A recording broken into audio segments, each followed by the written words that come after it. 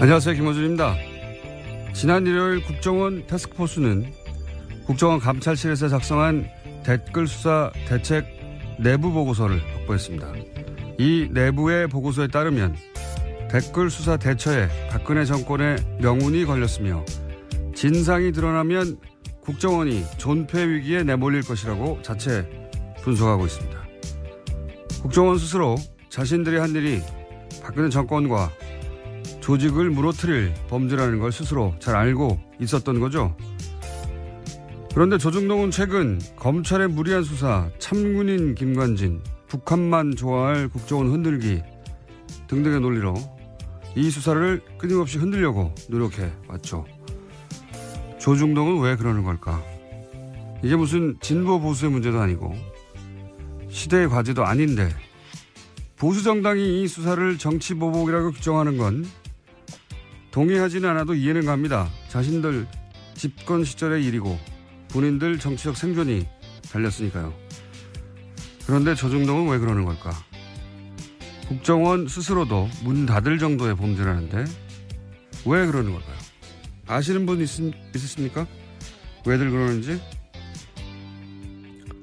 아, 궁금하다. 김호준의 궁금증이었습니다.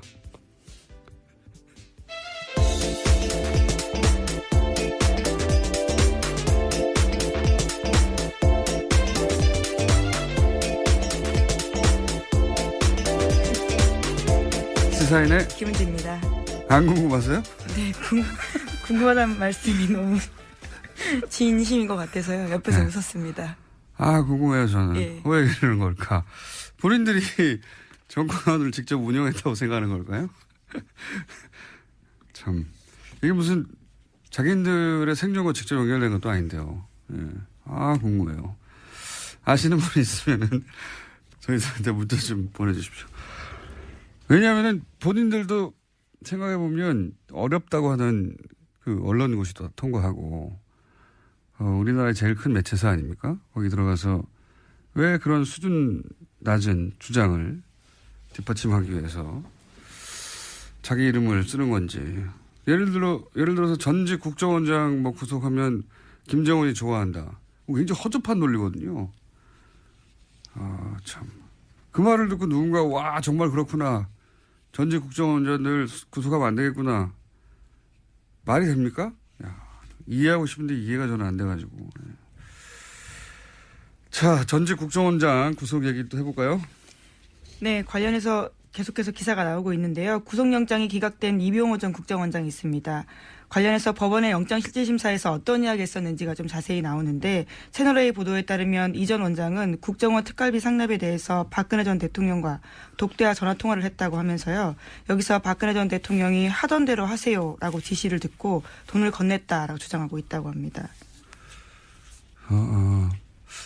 그 법조인들은 네, 이게 이제 실질 심사에 맞춘 전략이었던 게 아니겠는가. 검찰 조사에서는 이런 말 안 하다가 실질 심사하는 중에 이제 이런 말들을 쏟아낸 거거든요. 예. 일종의 폭탄 발언을 했다라고 네. 해당 보도는 보도하고 있습니다. 폭탄 발언까지는 아니고 그냥 어쨌든 검찰 조사에서 했을 법한 이야기를 안 하고 있다가 실질 심사에서 해서 그 명분으로 그 이유로 풀려난 게 아니겠는가 이런 분석도 있는데, 이건 이제 법적인 분석인 것이고, 검찰 내부에서는 뭐 또 다른 분위기가 있다고 또 보도도 나와요. 이게 우병우 전 수석과 관련된 게 아니냐. 네, 오늘 아침 한겨레 신문이 그렇게 예. 보도하고 있습니다. 그런 의구심도 있다고 하는데, 왜냐하면 이제 우병우 전 수석하고 근무기간이 똑같고, 단순히 똑같은 게 아니라 우병우 전 수석과 이런 식으로 조금이라도 연관이 있으면 이때까지 우병우 전 수석 관련된 관련 영장들, 구속영장뿐만이 아니라 뭐 통신영장, 사실은 수사의 첫 발인데 예, 누구랑 통화했는지를 알아야 될 거 아닙니까? 관계자들을 파악하기 위해서. 근데 이 통화 기록을 확인하려고 하는 그 영장도 다 기각됐었거든요. 예. 우병우 전 수석은. 네, 뿐만 아니라 최근에는 우병우 전 수석의 처가인 삼남개발 압수수색을 하려고 했는데 이 압수수색 영장 또한 또 다시 기각됐다라고 합니다. 그러니까요. 직접 구속영장뿐만 아니라 관련 영장 중에 발급된 게 거의 없다. 우병우 전 수석만은. 우병우 전 수석인데요. 이게 개인의 힘이 아니고 제가 보기에는 우병우 전 수석을 털게 되면 주변에 다친 사람이 많나 보다. 여전히 살아있는. 그렇게 의구심을 가진 분들이 있죠. 예. 그렇게 의구심을 가져도 이상하지 않을 정도의 많은 영장들이 최근까지도 계속.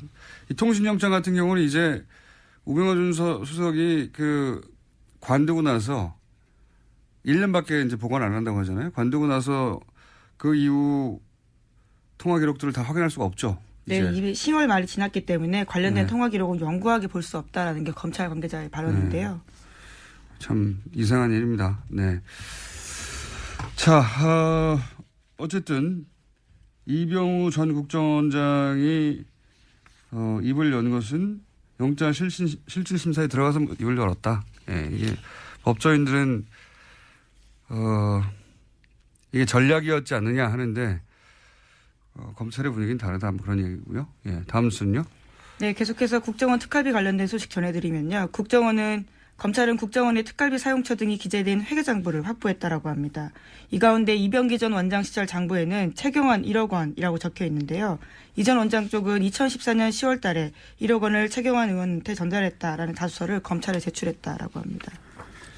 최경환 의원은 이제 본인은 받지 않았다고 주장하고요. 심지어 할복 자살까지 운운하면서요. 자신의 무죄를 주장하고 있습니다. 할복 자살 방지를 위해서 신병을 확보해야 한다고. 네, 정의당이 예. 그런 논평을 냈었는데요. 인권 측면에서의 논평이죠. 예. 재밌는 논평이었어요. 아마 배달 사고 뭐 이런 걸 주장하겠죠. 본인은 받은 적이 없다고까지 할 것 같고.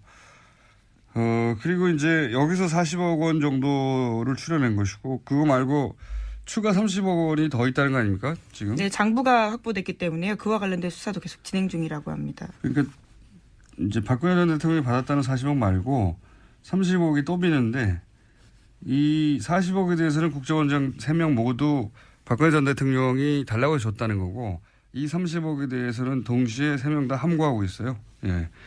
그렇다는 얘기는 40억은 박근혜 전 대통령한테 책임을 넘기면 된다고 생각하는 거고 이 30억은 국정원장 본인들의 책임하에 뭔가 쓰여진 돈이다. 이렇게 추정할 수는 있죠. 예. 30억이 더 있습니다. 예. 다음 뉴스는요. 네, 뿐만 아니라 박근혜 정부뿐만 아니라요. 이명박 정부 당시에도 특수활동비가 청와대에 상납된 사실에 대해서 오늘 아침에 한국일보가 보도했는데요. 이명박 정부 시절 민간인 불법 사찰을 폭로했던 장진수 전 주무관의 또 다른 폭로입니다. 자신이 2009년 7월 달에 국무총리실 공직윤리지원관실에서 처음 출근했는데 이때 특수활동비를 청와대에 상납해달라라는 요청을 받았다라는 겁니다. 그래서 실제로 1년 동안 꼬박꼬박 상납했다라고 합니다. 장진수 전 주무관 오랜만에 이름 듣네요. 예. 이게 이제 벌써 8년 전입니까? 9년 전입니까? 그때 일이라. 네, 2009년. 예. 그때 일이라 기억이 가물가물하실 텐데 이분이 누구냐면 이명박 정부 하에 국무총리실에서 민간인을 사찰했다라고 폭로했던 분이죠. 폭로했던 분인데 그때 첫 번째 사찰 대상이 언론이었어요. 이분의 폭로에 따르면 이 국무총리실 그러니까 국정원하고 별개로 혹은 뭐 청와대하고 별개로 청와대 지시로 국무총리실 산하에 소위 사찰 기구를 만들어 놓고 당시가 이제 집권 3개월 만에 촛불 집회가 났잖아요. 그래서 촛불 집회 사과 발언하고 나서 한 달 후에 사찰 조직을 만들어서 맨 먼저 청와대 지시에서 했던 일이 언론사 기자들을 다 사찰하고 그리고 나서 이제 뭐 YTN이 방송국 간부들하고 와장창 교체했죠. 예. 그때 그 사찰을 폭로했던 분입니다. 근데 이분의 최근 폭로는 국무총리실에서도 국정원 말고 국무총리실에서도 청와대에 상납을 했다. 뭐 특활비를. 심지어 그 돈으로 아예 고용되어 있지도 않은 전직 경찰관한테 월급을 줬다라는 건데요. 그런 불법적인 사찰 업무에도 돈이 다 쓰였다라는 사실을 폭로하고 있습니다. 정식 고용하지 않고 사찰 용도로 누군가를 쓰고 급여를 이 돈으로 줬다 뭐 이런 거죠. 예. 네. 이명박 정부 내에서도 이제 특활비 관련 내용들이 더 나오겠네요, 앞으로. 예. 네, 굉장히 구체적으로 진술하고 있어서요. 돈을 얼마를 어떻게 줬는지 방법까지 또 자세하게 이야기하고 있기 때문에 이 부분 또한 들여다볼 수밖에 없을 것 같습니다. 본인이 전달했다니까요. 뭐 정확하게 기억하겠죠. 자, 다음 뉴스는요. 네, 2008년 특검 당시 다스 비자금 문제 처리에서 이명박 전 대통령이 개입했다라는 의혹을 제기한 다스 관계자가 모습을 드러냈습니다. 다스 당시 경리팀장이었던 최동영 씨인데요. 실명으로 JTBC와 인터뷰를 했습니다. 2008년 BBK 의혹을 수사했던 정호연 특검 당시에 대한 이야기를 한 건데요. 당시에 이명박 전 대통령이 다스의 실제 주인이라고 생각했지만 그렇게 말하지 못했다라는 겁니다. 또 뿐만 아니라 당시에 이명박 전 대통령에게 다스 경영 보고서를 따로 보냈다라는 사실도 이야기했습니다. 이건 말이죠. 사실은 주진우 기자하고 잠시 후에 좀 더 자세히 얘기 나눠보겠는데 이게 이 발언이 경리팀장에서 나왔다는 게 중요합니다. 예, 돈을 관리하고 있던 경리팀장이 돈 쓰는 걸 보면 알잖아요. 예. 돈을 관리하는 사람, 돈의 주인이 실제 주인이거든요. 예. 이 경리팀장이 당연히 이제 다스는 이명박 전 대통령을 꺼냈는데 특검 때는 말을 못했다는 거 하나 하고 그다음에 당시 비자금도 만들어지고 있었다. 네, 손익에 짜맞춰서 해마다 비자금 의심되는 수십억 원 돈 사라졌다라면서요. 자기도 몰랐다라는 겁니다. 경리팀장인데도요. 그리고 또 한 가지는 이제 이명박 전 대통령에게 연말이면 다스 경영 보고서를 따로 올렸다. 이 얘기도 있고. 예. 저희가 한 2달 반 동안 얘기했던 거하고 맥이 닿는 이야기인데 대통령이 된 이후로도 사실 다스와 관련된 보고가 계속 올라갔다고 주식이 한 푼도 없으면서 한 장도 하나도 없으면서 그런 얘기를 하는 주진 기자 해왔는데 예. 이제 다스 내부에 제보자라고 부를 수 있겠네요. 이제 실명까지 거론하는 경리팀장 최동영 씨가 다스는 이명박 전 대통령 거다. 근거는 이러이러하다. 라고 주장하고 있습니다. 머지 않은 것 같아요. 예. 빙산의 절반은 나왔고 나머지 절반은 빠른 속도로 올라오지 않을까. 예. 다스는 누구 겁니까? 이제 그 답이 나오지 않을까 싶습니다. 다음 뉴스는요? 네, 5.18 민주화 운동 당시 또 보도도 있습니다. SBS가 어제 보도했는데요. 5.18 민주화 운동 당시에 헬기 사격이 있었다라고 증언한 사람 가운데 당시 광주에서 선교 활동했던 미국인 목사도 있었습니다. 그런데 전두환 전 대통령이 이 목사의 증언에 강력하게 대응하라라고 지시한 내부 문건이 나왔다라는 건데요. 1995년 그러니까 5.18 관련된 검찰 수사가 진행 중이던 때 미국인 피터슨 목사가 검찰에 출석해서 당시 광주에서 헬기 사격을 목격했다라는 이야기를 했고요. 또 증거물도 제출했습니다. 헬기 사진이었는데요. 이에 대해서 전두환 전 대통령 쪽은 고소를 추진할 정도로 화를 냈다라는 겁니다. 저도 기사 봤는데 예. 이건 우선 헬기 사격 여부는 끝까지 추적을 해야죠. 예. 전두환 씨가 아직도 5.18에 대해서 이런저런 얘기하는데 다시는 5.18 관련해서 북한의 뭐 공작이라느니 아직도 그런 얘기 하는 사람 있지 않습니까? 예. TV조선에서도 그 얘기를 불과 몇 년 전에 했고요. 이런 얘기 못 나오게 해야 되고 또 한 가지는 저도 이 보도를 봤는데 헬기 사격 증언에 전두환 진노, 뭐 강력 대응 지시 이게 이제 꼭지 제목이거든요. 이 진노 이런 거는 이제 성경에 하나님이 화낼 때 쓰는 거예요. 예. 부당한 일이 발생해서 크게 화를 내는 어떤 정당한 분노, 예? 높은 존재, 노인들, 할아버지가 진노하셨다. 이럴 때 쓰는 거거든요. 이건 그냥 전두환 빡침. 이 정도가 맞는 거지. 단어 선택을 잘해야 된다. 진노 아니고요. 예. 네. 신경질을 냈다, 화를 냈다. 네, 예. 차마 보도에 그 단어를 쓸 수가 없어서 그랬던 것 같긴 한데. 그렇다 하더라도 진노가 뭡니까? 네. 예. 동의합니다. 진노할 주체도 아니지만 대상도 아닌 뉘앙스 잘못 사용된 단어 같습니다. 자, 다음 뉴스는요. 네, 류여의 자유한국당 최고위원이 포항 지진은 하늘이 문재인 정부에 주는 경고다라는 발언을 해서 논란이 일고 있습니다. 여당에서는 부적절한 발언이라면서 류 최고위원의 사퇴를 요구하고 있고요. 류 최고위원 쪽은 일부 발언이 왜곡돼 전달됐다면서 반발하고 있습니다.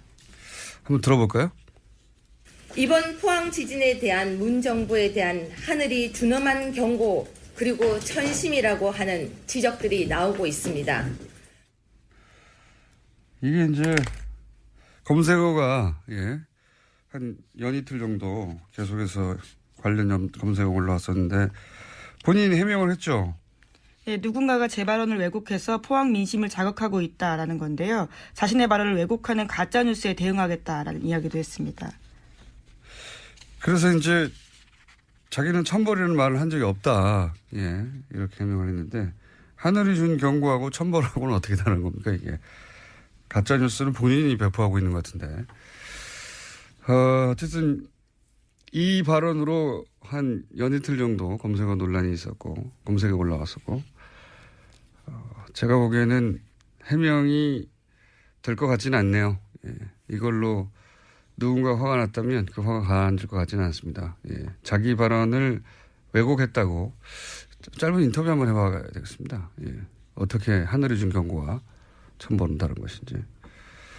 그런 일이 있었습니다. 네, 다음 순요. 네, 계속해서 포항 이야기 좀 전해드리면요. 포항에서도 계속 여진 일어나고 있습니다. 오늘 오전 6시 5분쯤에도 경북 포항에서 규모 3.6 지진이 발생했는데요. 지금까지 여진이 총 58차례, 그러니까 58차례 일어났다라고 합니다.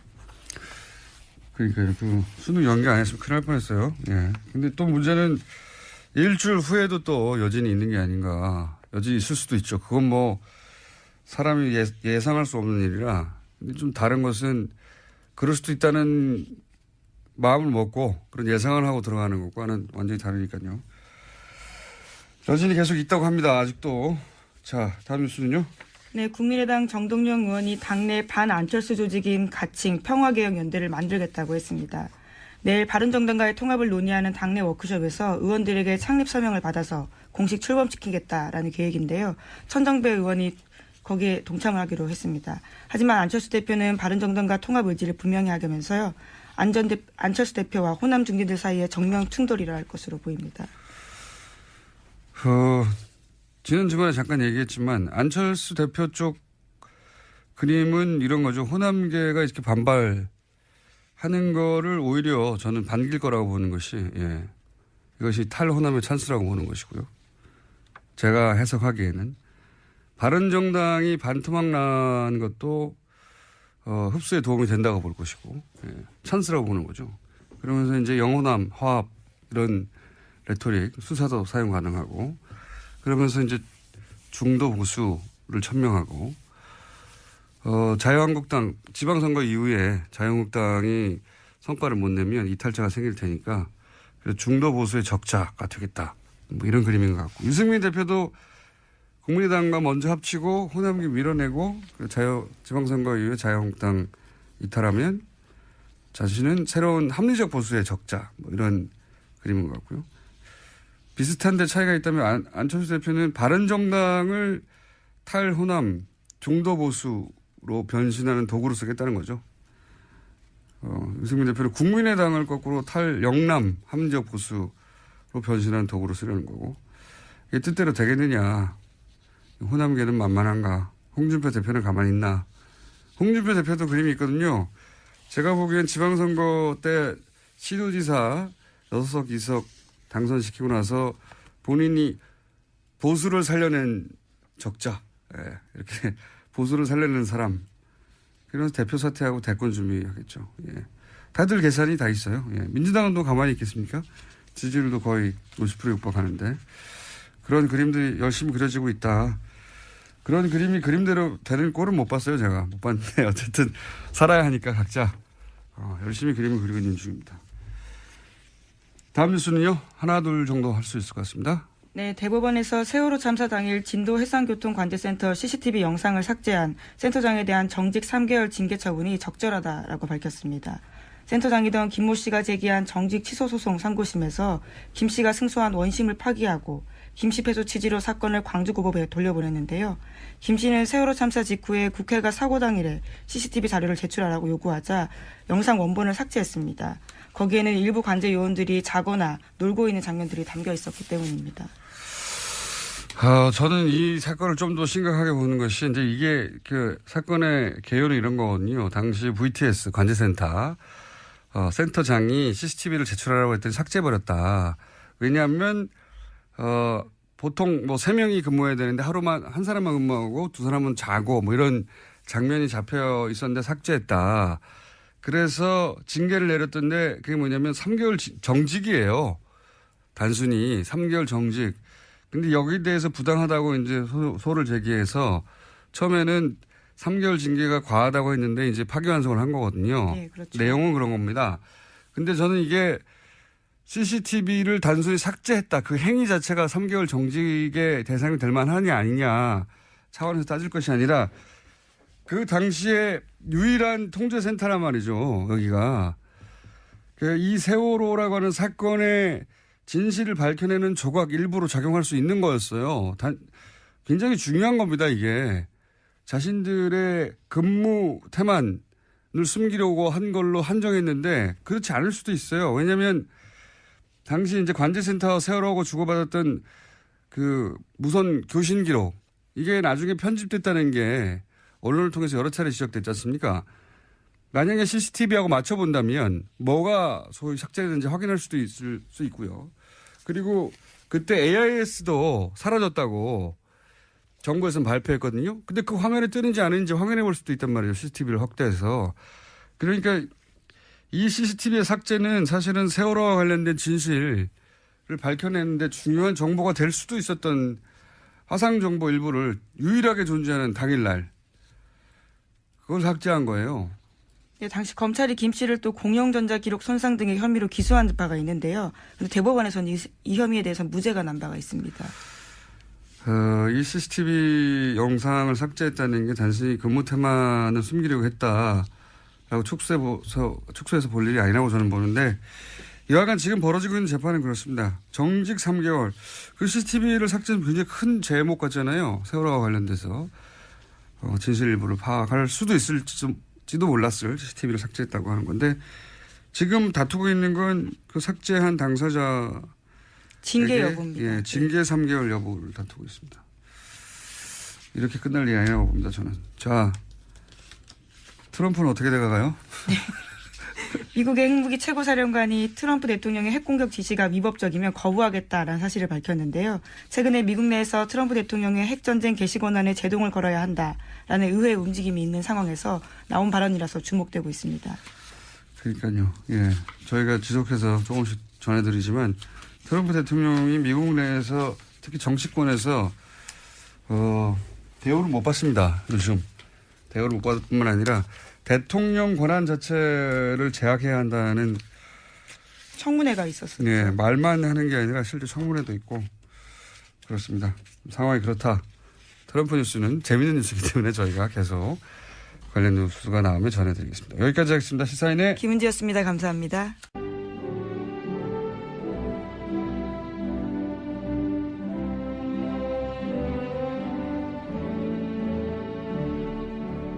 친한 국민 여러분 안녕하십니까. 여러분의 귀염둥이 MB 인사 올리겠습니다. 국민 여러분 저 잘 갔다 왔습니다. 아시죠? 저 바레인 갔다 온 거. 그거 가서 나는 우리 대한민국의 발전상과 민주화에 대해서 막 강연을 하고 왔습니다. 국격을 완전 높이 보고 왔습니다. 국격이 막 MB 덕에 팍 높아졌다. 그런 확신을 가지고 있다고 많은 분들이 말씀해 주십니다. 참 마음이 좋았습니다. 그리고 저 진우야 여기다 여기 그렇지 여기다. 내 있잖아 간만에 기분이 좋더라. 니 안 보니까 정말 좋더라고 이 자식아. 알아먹어? 근데 말이야 니 SNS에다 뭐라 했어? 카카 어디 갔어요? 아직 먹을 게 있어요? 이거 내 확 그냥 니 내 발행가한테 붙여준 거 있어? 발행가인데 발에다 주지 못할 망정 말이야. 저걸 내가 현직때 확 쳐넣었어야 된 저거 말이야. 저 입을 갖다가 저걸 한 주먹으로 다니고 저거 나봐.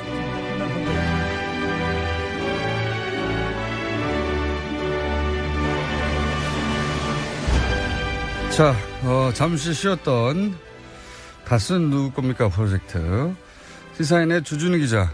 안녕하십니까. 이제는 뭐 일주일에 2번씩 나오는 안원구 전 대구지방국세청장님 나오셨습니다. 예, 안녕하십니까. 네. 요즘 JTBC가 자꾸 특종을 빵빵 터뜨리고 있어요. 네.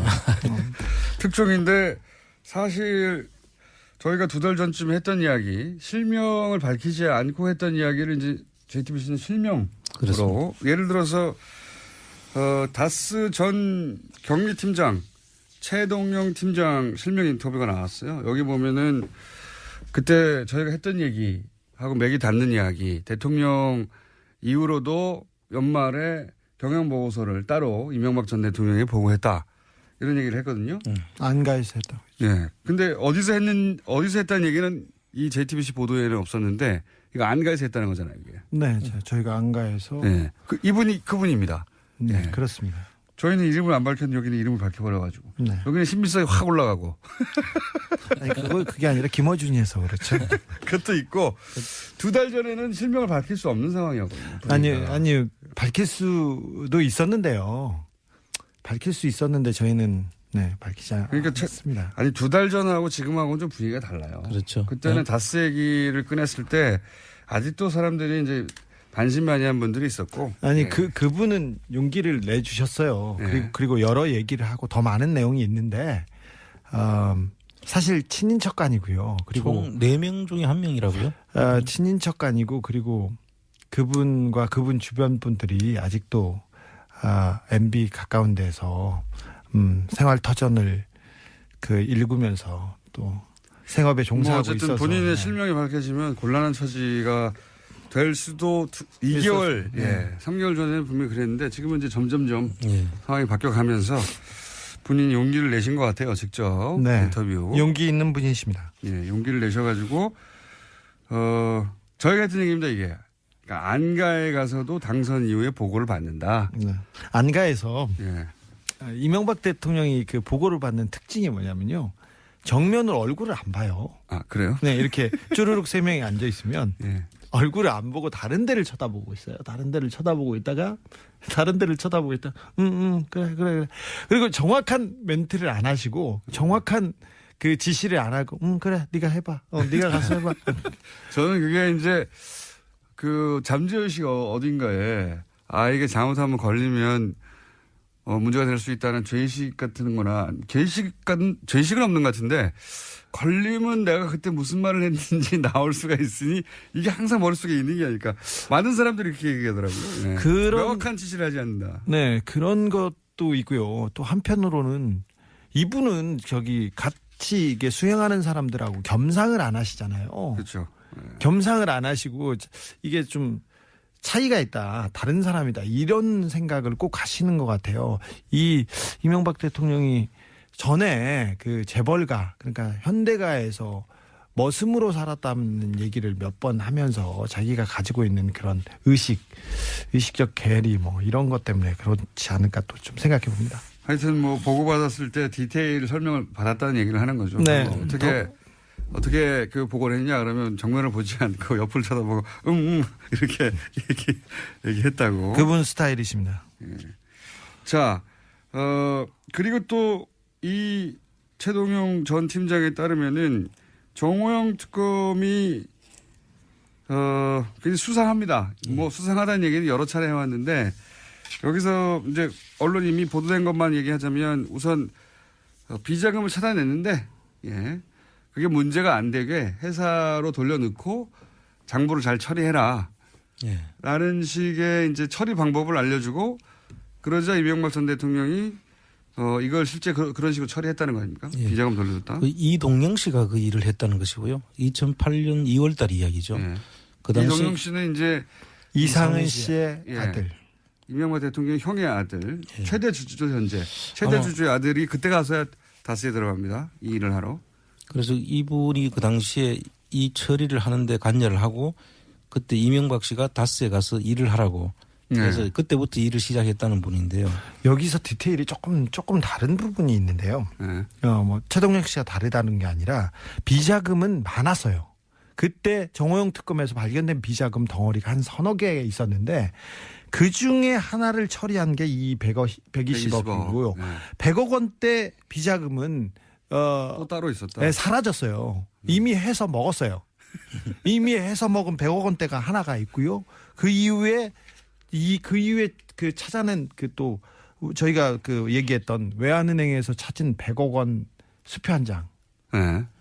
경주 외환은행. 지난 시간에 얘기했어요. 비자금 덩어리가 몇 군데. 수표로 100억 원짜리 하나 자기가 수표를 찾아왔다. 그러니까 이 120억짜리 그리고 100억대 사라진 비자금 그리고 100억 생긴 거.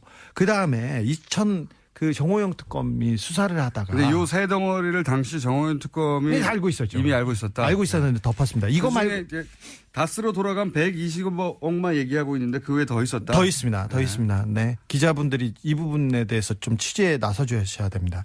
2010년도에 그 당시에 특검 당시에 그리고 우리 이시영 씨, 각하의 아들 이시영 씨가 삼성동 힐스테이트에서 살고 있었는데 43평 6억 4천만 원 전세를 살고 있었습니다. 근데 그 돈도 이명박 대통령의 비자금입니다. 일부는 이상은 회장이 큰아버지가 빌려줬다 이렇게 얘기했는데 큰어머니는 우리는 돈 준 적 없어요 이렇게 얘기하고요. 그 베란다에서 그냥 놔뒀던 돈을 그냥 갖다 줬다고 이렇게 얘기를 했어요. 그런데 그 큰어머님은 누구 베란다에 놔뒀던 돈을 갖다 이상은 구이동에 있는 이상은 씨 자택에서 베란다에서 돈을 꺼내서 줬다고 얘기했는데 그럼 이상은 씨 돈이라고 봐야 되는데 그게 아니라 자신들 돈이 아니다 그 돈은? 돈이 아니라고 얘기를 했어요. 거기 자기들이 관리만 현금을 하고 있었을 뿐 자기들 돈이 아니다. 네, 6억 4천만 원 중에 그리고 그 청와대에서 나온 국권 화폐 그리고 돈 여기에 특수활동비로 의심될 만한 돈이 또 포함되어 있습니다. 그때 내곡동 사저에도 그런 지금 스토리가 지금 있는데. 내곡동 사저를 그 내곡동 사저를 이시영 씨가 천천히 좀 말 더듬지 말고. 너무 많아서요. 비자금 덩어리가 너무 많아서 지금. 아니, 빨리 말하는 건 좋은데 빨리 말하면 더듬거든요. 죄송해요. 더듬이에요. 자 그리고 내곡동 땅 기억하시죠? 잠깐만 정리하고. 자 당시 힐스테이트 이시영 씨 이명박 전 대통령의 아들 이시영 씨가 거주하던 힐스테이트 몇 평? 43평. 43평 얼마? 전세 자금 6억 4천만 원. 전세 자금 6억 4천. 대치동에 있는 모 공인중개사에서 돈을 한 번에 냈습니다. 한 번에 냈는데 이 6억 4천이 이명박 전 대통령의 비자금 일부. 네. 그리고 이상은 회장이 관리하고 있던 현금 일부. 네. 그리고 특활비 일부가 섞여 있을 가능성이 있다. 그렇죠. 그 중에 확실한 거는 뭡니까? 이상은 씨가 관리하고 있던 현금과 비자금 일부일 가능성이 아주 높다. 네. 근데 그 특검에서 이상은 그 회장은 이분은 조사를 제대로 안 하고요. 그 삼성병원 19층에서 누워 있다가 그냥 받았어요. 받았는데 그때 내가 줬다 이렇게 얘기를 했는데 큰어머님께서는 우리는 준 적이 없어요 이렇게 얘기를 했어요. 그러니까 자신들의 재산은 아니다. 네네. 이론입니다. 준 적이 없다고 얘기했는데 그냥 특검에서 그냥 덮었죠. 덮었다. 네. 이거 말고 차후에 내곡동 땅이 드러나고 내곡동 특검에서도 이시영 씨가 돈을 내는데 그 돈도 청와대에서 온 비자금입니다. 그러니까 그때 해명을 이렇게 했죠. 내곡동 사저 생각나시죠? 다들. 예. 특검도 한번 했는데 거기서 뭐 다 털어줬지만 이때도 이상은 씨로부터 돈을 받았다. 빌려서 이 땅값을 냈다라고 했는데 그때 이 돈의 출처에 대한 이야기가 많이 있었어요. 네. 근데 여기에 이 청와대 특활비 일부가 들어간 게 아니냐? 네, 그렇습니다. 이상은 씨가 관리하고 있던 비자금과 2008년에 이시영 씨가 재산 등록 신청을 했어요. 네. 근데 그때 이시영 씨가 가지고 있던 돈은 3,852만 원이 전체예요. 근데 이명박 대통령과 김윤옥 여사도 재산 신고를 하지 않습니까? 근데 그 재산에서는 돈이 한 푼도 변화하지 않았고 이시영 씨한테 갔다고 신고하지도 않았어요. 그러니까 이거는 다 비자금입니다. 그래서 이상은 씨한테 빌렸다고 한 거 아니에요? 그때 그랬습니다. 설명을. 네. 그런데 정호영 특검이나 그 특검에서는 그 내역을 다 쳐다봤겠죠. 그런데 이 비자금 덩어리가 지금 벌써 나온 비자금 덩어리가 3개와 힐스테이트 여기에서도 2덩어리 정도 다른 데서 돈이 왔기 때문에 몇 덩어리가 보이는데 이거에 대해서는 특검은 전혀 그 문제 제기하지 않고 덮었죠. 당시 정호영 특검은 지금은 그때 소위 출처가 밝혀지지 않은 비자금에 관한 얘기를 하고 있는 거고요. 예. 네. 이제 주정유 기자의 이야기는 지금 계속 거론되는 120억 말고 덩어리가 큰 게 2개 더 있었다. 네. 그리고 그 외에도 이시영 씨, 이명박 대통령의 아들이 구입이 아니라 살기 위해서 전세금을 지출한다든가 혹은 내곡동 땅 사저를 구입한다든가 할 때 사용됐던 돈들도 비자금 플러스 특활비의 가능성도 있다. 이런 얘기고요. 그 얘기도 그 외에 특검이 또 털어준 게 있잖아요. 좀 많습니다. 지금 그 당시에 2008년 2월 달인데요. 그 검찰에서 두 번 그 도곡동 땅 수사를 하고 2008년 7년 12월 달에 또 그 BBK 수사를 해서 또 BBK 수사를 결론을 내주지 않습니까? 도곡동 땅에 대해서는 제3자. 그렇지, 제3자. 도곡동 땅은 제3자다. BBK는 이명박 씨는 관련 없다. 네. 이렇게 해주고. 잠깐만. 제3자는 무슨 의미냐면 제3자는 이명박이라는 의미였죠. 그런데 원래 도곡동 땅은 이상은 씨와 김재정 씨, 그러니까 처남과 형의 땅이라고 주장하고 있었거든요. 예, 등기부상이 그래 돼 있어요. 예, 그런데 이상은 씨 게 아니고 검찰이 처음 이제 수사 발표할 때는 제3자다. 네. 그러니까 주장과 다르게 형 게 아니다. 제3자다. 이게 이제 이명박 전 대통령을 의미하는 거였거든요. 그때는. 그렇죠. 네. 예. 등기상의 명의가 그 사람들로 돼 있었는데 그 자체를 아니다고 했으니까 그 제3자를 밝히면 됐었던 거죠. 그렇죠. 그런데 그때만 해도 그 박근혜 씨와 이명박 씨가 첨예하게 이제 경쟁 관계 당내에서 경쟁. 그때는 대통령이 아닐 때고 그러니까 대통령이 아닐 때는 이명박 전 대통령을 의미하는 제3자 땅이 맞다고 했다가 맞는 것 같다고 했다가 검찰이 대통령이 당선된 자 바꾸죠 이게. 그렇죠. 특검을 통해서. 그래서 두 사람 눈치를 보다가 그렇게 결론을 내고 그다음에 좀 더 대담해지는 것이 BBK 수사죠. 네. BBK 수사 결과는 대통령이 그 선거를 한 보름 앞둔 시점에 발표를 하거든요. 그 보름 앞선 시점에 이명박 대통령이 당선될 것으로 거의 다 예측이 됐던 상황이기 때문에 지지율 극차 컸으니까요. 예, 이미 서류라든지 이런 것들이 검찰에서 다 발견하고도 이미 BBK는 이명박 씨와는 관련이 없다라고 결론을 내주는 게 BBK 수사 결과입니다. 그때 이제 무슨 발표들을 했냐면 뭐 검찰 혹은 특검이 처음에는 제3자라고 했다가 나중에 도곡동 땅은 이명박 전 대통령 땅이 아니다. 그 특검은 그 다음이죠. 네. 대통령이 되고 난 다음에. 되고 난 다음에 특검이 털어준 거예요. 특검이 털어준 거는 여러 개 있습니다. 예. 도곡동 땅도 아니다. 그 제3자의 것이 아니라 이명박 그 사람들 것이 맞다. 네. BBK도 BBK도 아니다. 관계 없다. 다스도 아니다. 그다음에 상암 DMC 관련한 의혹도 아니다. 예. 모든 이명박 관련된 그 의혹은 거짓말이라고 다 털어줬어요. 다 털어줬죠. 예. 도곡동 땅도 아니고 다스도 아니고 상암 DMC 관련 비리도 아니고 BBK도 아니고 아무것도 이명박 전 대통령의 것이 아무 상관이 없다고 네. 특검이 해준 그리고 비자금은 찾았는데 돌려주라고 해서 아무 문제가 없는 것으로 아예 맞습니다. 발표도 안 했고. 비자금을 돌려주라고도 하고 덮기도 했습니다. 네. 이건 그러니까 명백한 범법 행위죠. 당시 정호영 특검은 수사를 한 게 아니라 어떻게 하면 이명박 전 대통령 관련된 모든 혐의점들을 벗게 해주느냐. 거기에 초점을 맞췄죠. 거기에 초점을 맞춰서. 사실 이명박 대통령을 수사를 했습니다. 했는데 꼬리곰탕만 먹고 끝냈었는데 한 2시간 정도 만나서 그 조사를 했다고 하는데 그 시간 밥 먹었다고 하는데 사실 검찰청이나 경찰청에 가가지고 조사받은 사람들은 알아요. 앞에다 성명, 주소, 이름 그리고 뭐 얼마나 버냐 이런 거 종교 이런 거 물어보지 않습니까? 그러면 1시간이 지나가요. 맨날 아니, 일단 밥 먹는데 1시간 하고요. 밥을 먹었다면 네. 밥 먹으면서 얘기하면 1시간. 밥 먹고 나서 조사를 했다고 치죠.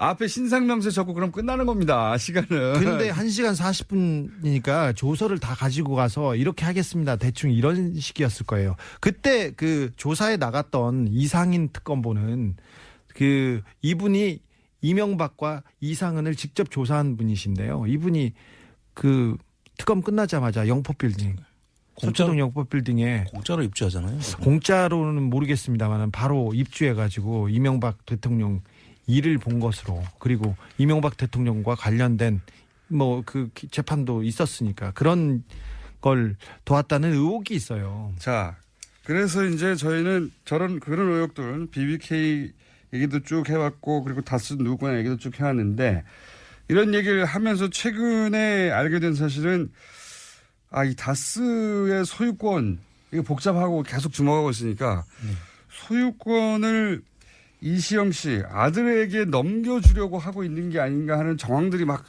곳곳에서 나오고 있잖아요. 요즘. 예. 근데 이명박 전 대통령 해외 계좌를 추적하다가 해외에서도 이 다스 소유권을 넘기려고 하는 정황 일부를 네. 주진우 기자가 포착을 합니다. 미국 수사기관에서 다스와 관련된 수상한 돈 흐름을 포착해서 정식적으로 수사에 나섰습니다. 지난번에 저희가 말씀드렸었는데 이게 뭐냐면요. 다스에서 돈 거래가 자꾸 있어요. 미국 엘라바마하고 그리고 달러 거래가 저기 싱가포르나 중국 그다음에 저기 캄보디아 베트남도 약간 의심하고 있는데 이게 뭐냐면은 들여다보면은 돈을 거래하고 돈을 빼돌리고 하는데 이게 이시영 씨한테 이 회사를 넘기려고 하는 그리고 이시영 씨 관련된 회사에 돈을 넘기려고 하는 돈 거래의 정황들이었어요. 그러니까 이제 이거하고 맞물려 가지고 생각을 해보시면 저희가 일요신문이 보도했던 몇 가지 이상한 징후들 돈이 네. 뭐 1,000억대가 뜬금없이 어떤 회사에 들어갔는데 나중에 장부 잘못이라고 예. 고친다든가 1,000억대가 장부 잘못으로 갑자기 가요. 1,485억이나 되는 돈. 네. 아주 숫자는 정확히 저는 1,000억대라고 하면 네. 얼마라고요? 1,485억이죠. 1,485억의 돈이 뜬금없이 어떤 회사로 계열사 조그만 회사에 들어갔는데 그래서 그걸 누가 차단했어요. 일요신문 기자 한 분이 차단했더니 그분 이름을 제가 앞으로는 얘기해야 되겠네요. 지금 기억이 안 나는데. 강석현 씨죠. 강현석 씨. 광현석 씨. 예. 저기 찾아볼게요. 일요신문 기자가 우연히 그걸 차단합니다. 그런데 우연히 차단했더니 그 회사에서 아니야 이건 장부를 잘못 기재한 거야 하고 고칩니다. 1,000억대인데 네. 1,000억대를 장부를 1,000억 정도는 그럴 수 있죠. 이명박 각하를 지금 어떻게 보시고 그러세요. 호연직이. 그런데 그래서 이게 이상하다라고 이제 처음에 발견했을 때는 하는데 이게 이제 해외 계좌 추적하고 맞물려 생각해 보면 주진우 기자가 이제 그 해외에 갔다 와서 그 미국의 수사기관으로부터 입수한 정보는 이게 여러 가지 돈 흐름이 해외에서 있는데 이걸 이시영 씨에게 이 돈을 주려고 하는 그래서 뭐 세탁하거나 하는 그런 흐름으로 보고 있는 거예요. 네네네. 회사를 건네려고. 다음에 이건 전반적으로 한번 다시 정리를 한번 해야 되는데요. 네. 지금 그 자금들이 흘러가는 과정들을 보면 주로 대기업들이 해외에 돈을 투자를 하고 투자 실패를 하고 거기서 검은머리 외국인이나 이쪽에서 그 지정한 사람의 명의로 회사가 넘어가는 경우가 있고요. 네. 또 이 케이스는 제가 볼 때는 다스하고 알리바마에 있는 다스하고 이쪽 자회사가 알리바바. 예. 그쪽에서 엘라바마. 엘라바마. 알리바바. 그 회사하고 거래해서 소위 이전 가격 조작이라는 그런 방법이 있습니다. 가격을 정상 가격보다 높여서 그렇죠. 그쪽에 사주는 방법이죠. 네. 그래서 그 돈 차익이 남잖아요. 차익이 남는 것을 이제 비자금으로 빼는 그런 네. 수법인데요. 아마 그런 자금들이 있고 지금 승계자가 관련해서는 아마 지금 대한민국에서 벌어진 모든 수법들이 여기에 총동원되어 있다는 것이 제가 지금 파악하고 있는 그러니까 정황인데. 이제 예를 들어서 삼성 에버랜드 같은 경우에는 자식에게 현금 한 번 주고 그 돈으로 이제 전환사채 등등의 방법으로 돈을 불려서 몇 조를 만들어서 회사를 먹는 거 아닙니까? 그렇죠. 그런데 그 이후로 이게 문제가 되니까 재벌들이 뭐 재단을 설립해서 넘겨주고. 재단에 주식을 기부한 다음에 잘 생각해보세요. 청계재단하고 비슷해요. 모든 게 예. 맞습니다. 이명박 각하께서는 모든 걸 하셨어요. 그러니까 할 수 있는 모든 방법이 네. 동원됐다는 게 재단을 설립해서 주식을 기부한 후에 그 재단 소유권만 나중에 자녀한테 준다든가. 네. 그러면 재단을 통해서 이제 주식을 가지는 거죠. 또 이 청계재단도 처음에는 이런 의도가 아니었을까 의심을 하는 거고요. 그리고 또 하나는 지금 계속 조금씩 밝혀지고 있는 회사 하나를 정해가지고 지금 이제 회사 하나 SM이라는 회사가 정해졌죠. 네. 아들이 그 회사를 소유하게 한 다음에 그 회사한테 계속 일감도 몰아주고 일도 다 주면 됩니다. 그렇죠. 인수합병 해가지고 계속 아들의 조그만 회사를 계속 키우는 거죠. 네. 그런 다음에 이 회사가 나중에 본사를 먹는 거죠. 그렇죠. 네. 그리고 미국, 중국, 인도, 체코 해외 법인이 있는데 해외 법인의 덩치를 계속 키우고 있습니다. 근데 그 해외 법인의 주인이 하나씩 둘씩 이시영 씨한테 넘어가고 있습니다. 그러니까요. 지금 다스를 하도 들여다보고 있으니까 어떻게 넘겨줄 것인지 지금 이 부분은 고민하다가 전반적인 정리를 한번 다시 해서 우리 국민들이 쉽게 알 수 있도록 제가 한번 정리를 해드리겠습니다. 금요일 날까지 정리하시겠습니까? 네. 다스가 넘어가고 있다. 이겁니다. 현재. 안원구 청장 주진우 기자였습니다. 끝났어요? 아니 이제 얘기를 하려면 근데 뭐 어떻게? 네가 가라 하와이.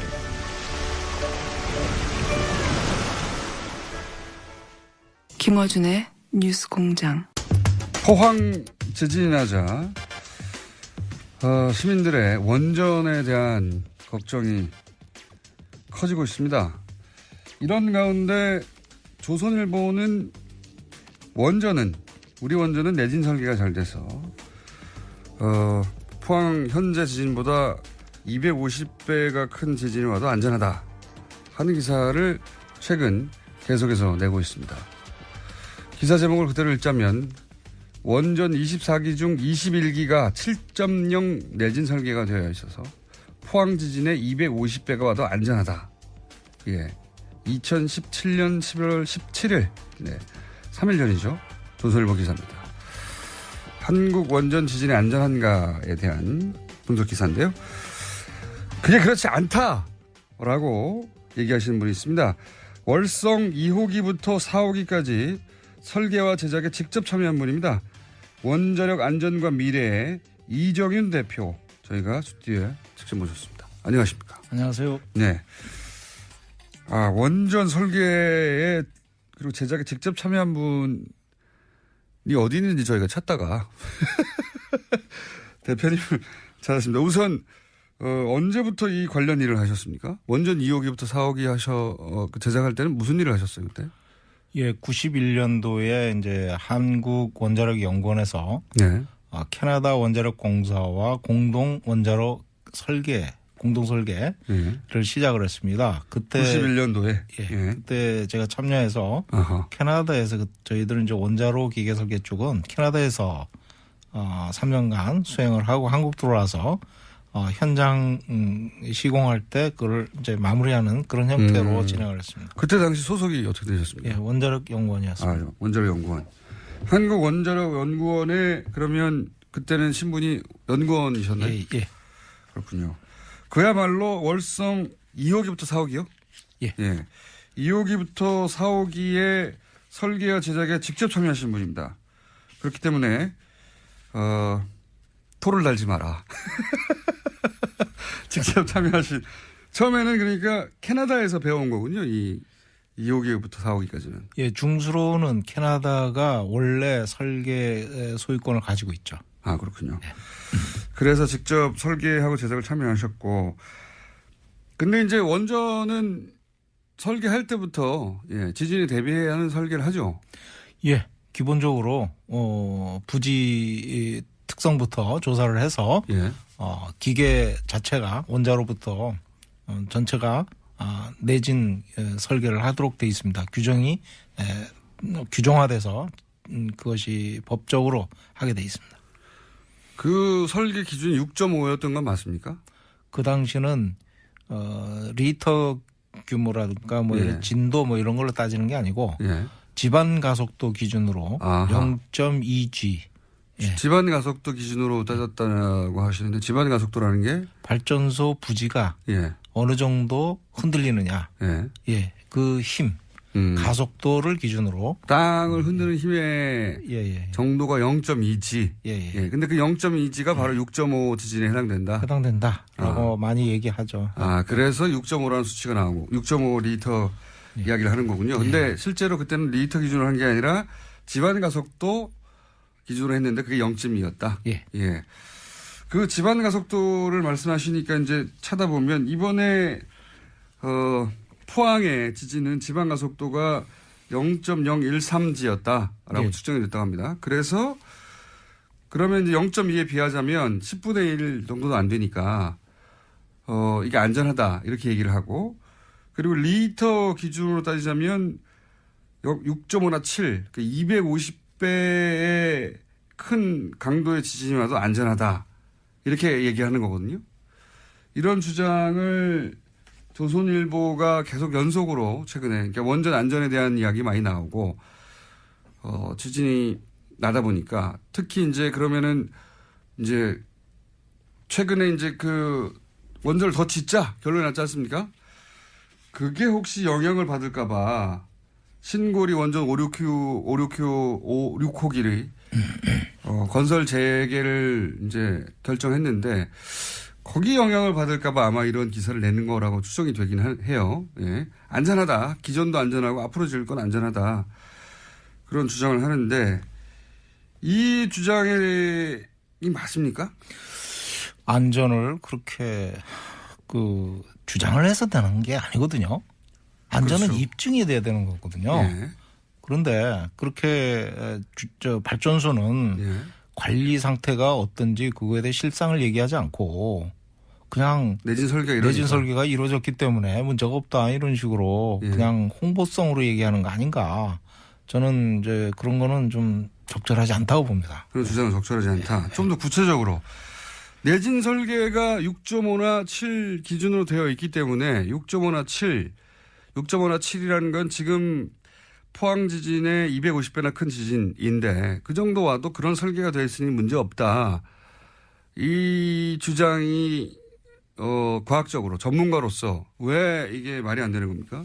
그렇게 단정하면 안 되는 겁니까? 저는 이제 양산단층이 살아있기 때문에 예. 이번에 이제 포항에서 또 지진이 또 일어나지 않습니까? 예. 그러면 양산단층 일대가 예. 활성화돼 있다 이렇게 예. 보는 게 맞습니다. 예.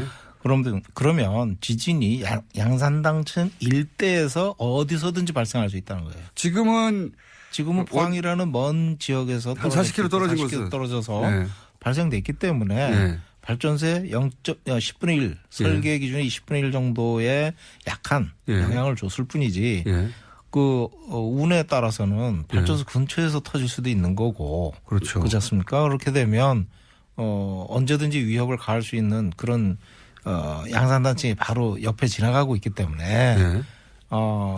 만반의 준비를 해야지 무조건 안전하다 이렇게 얘기할 사항은 아니라고 봅니다. 그러면 지금 뭐 지진의 강도가 뭐 5.0이다, 6.5에 한참 못 미친다, 5.3이다 이렇게 하는 건 중요한 건 그 지진의 리터 수치가 아니라 지방 가속도로 어느 정도로 영향을 주느냐에 결정이 됩니다. 그런데 그거는 진원이 그럼 원전이 얼마나 가까이 있느냐에 영향을 받는다. 그렇죠. 그리고 그것과 예.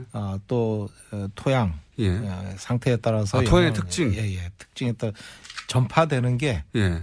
얼마나 소프트한 흙이냐 예. 아니면 강한 단단한 집안이냐 이거에 예. 따라서 좀 다르거든요. 그것도 다르고. 그래서 이제 발전소에 영향을 주는 거는 예. 발전소에 미치는 지방 가속도 예. 그 지진에 의해서 아하. 전파되어 온 지방 가속 얼마나 흔드느냐 이게 예. 영향을 받거든요. 그게 예. 제일 중요한 거거든요. 그렇겠군요. 그러니까 진원이 뭐 가까이 있을 수도 있고 먼데도 있을 네. 수도 있고 멀리 있으면 당연히 영향이 약해지고. 작겠죠. 아무리 네. 뭐 후쿠시마 원전 사고 9.0까지 일어났지만은 예. 우리나라에 미친 영향은 그렇게 크지 않았거든요. 당시에 예. 진동이. 예.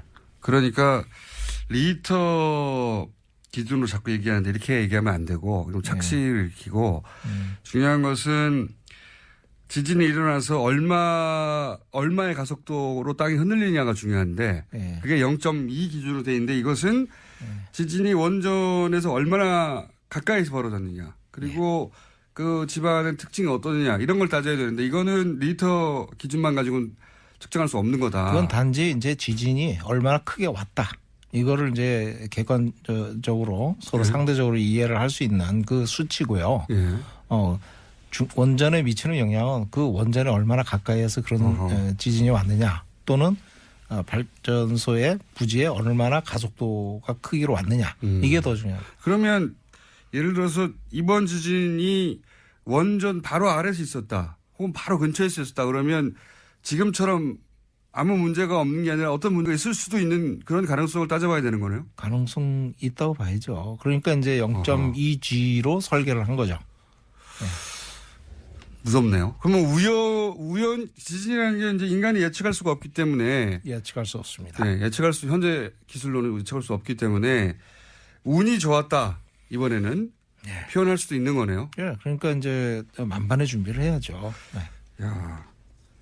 그러면 6.5, 7 이렇게 말하는 내진 설계 기준 자체는 우리가 믿을 수 있습니까? 원전이 지금 6.5나 7 기준으로 설계되어 있기 때문에 그런 지진이 와도 안전하다라고 이제 단정적으로 계속 얘기하고 있는데 설계를 해보신 분들은 어떠세요? 이론적으로는 설계를 그렇게 했으니까 이론적으로는 제작 시공도 완벽하게 돼서 현장에 완벽한 상태로 설치가 되고 작동이 될 때는 맞는 얘기입니다. 그런데 사람이 하는 일이라서 항상 감시를 해야 되거든요. 예.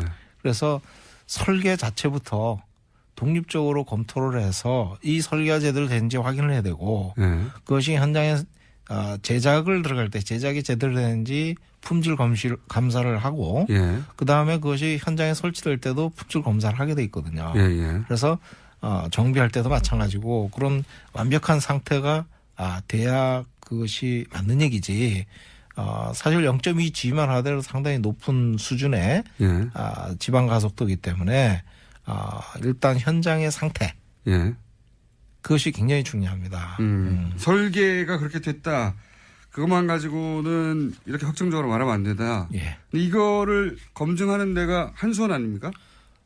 검증하는 거는 사실은 한수원이 이제 품질 검사를 통해서 예. 확인을 하고 여러 가지 검증 시스템이 있습니다. 예. 근데 중요한 거는 한수원에서 발주한다는 거예요. 돈이 어디서 나오냐가 중요하거든요. 예. 그러면 독립성 문제인데 예.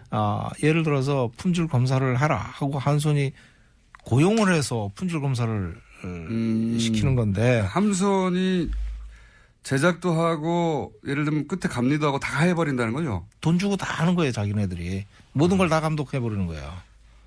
별도의 감독기관이 따로 있는 게 아닙니까? 이거? 그거는 원자력 안전위원회. 예. 예, 거기 규제기관이 킨스라는 이제 기술원이 있거든요. 거기서 예. 조사 평가를 하는데 그게 독립기관이거든요. 사실 예. 법적으로 돼 있습니다. 예. 근데 실제로 지능 중심으로 하다 보니까 이쪽 조직이 굉장히 취약하죠. 사람도 부족하고 예산도 부족하고 뭐 그렇게 돼 있죠.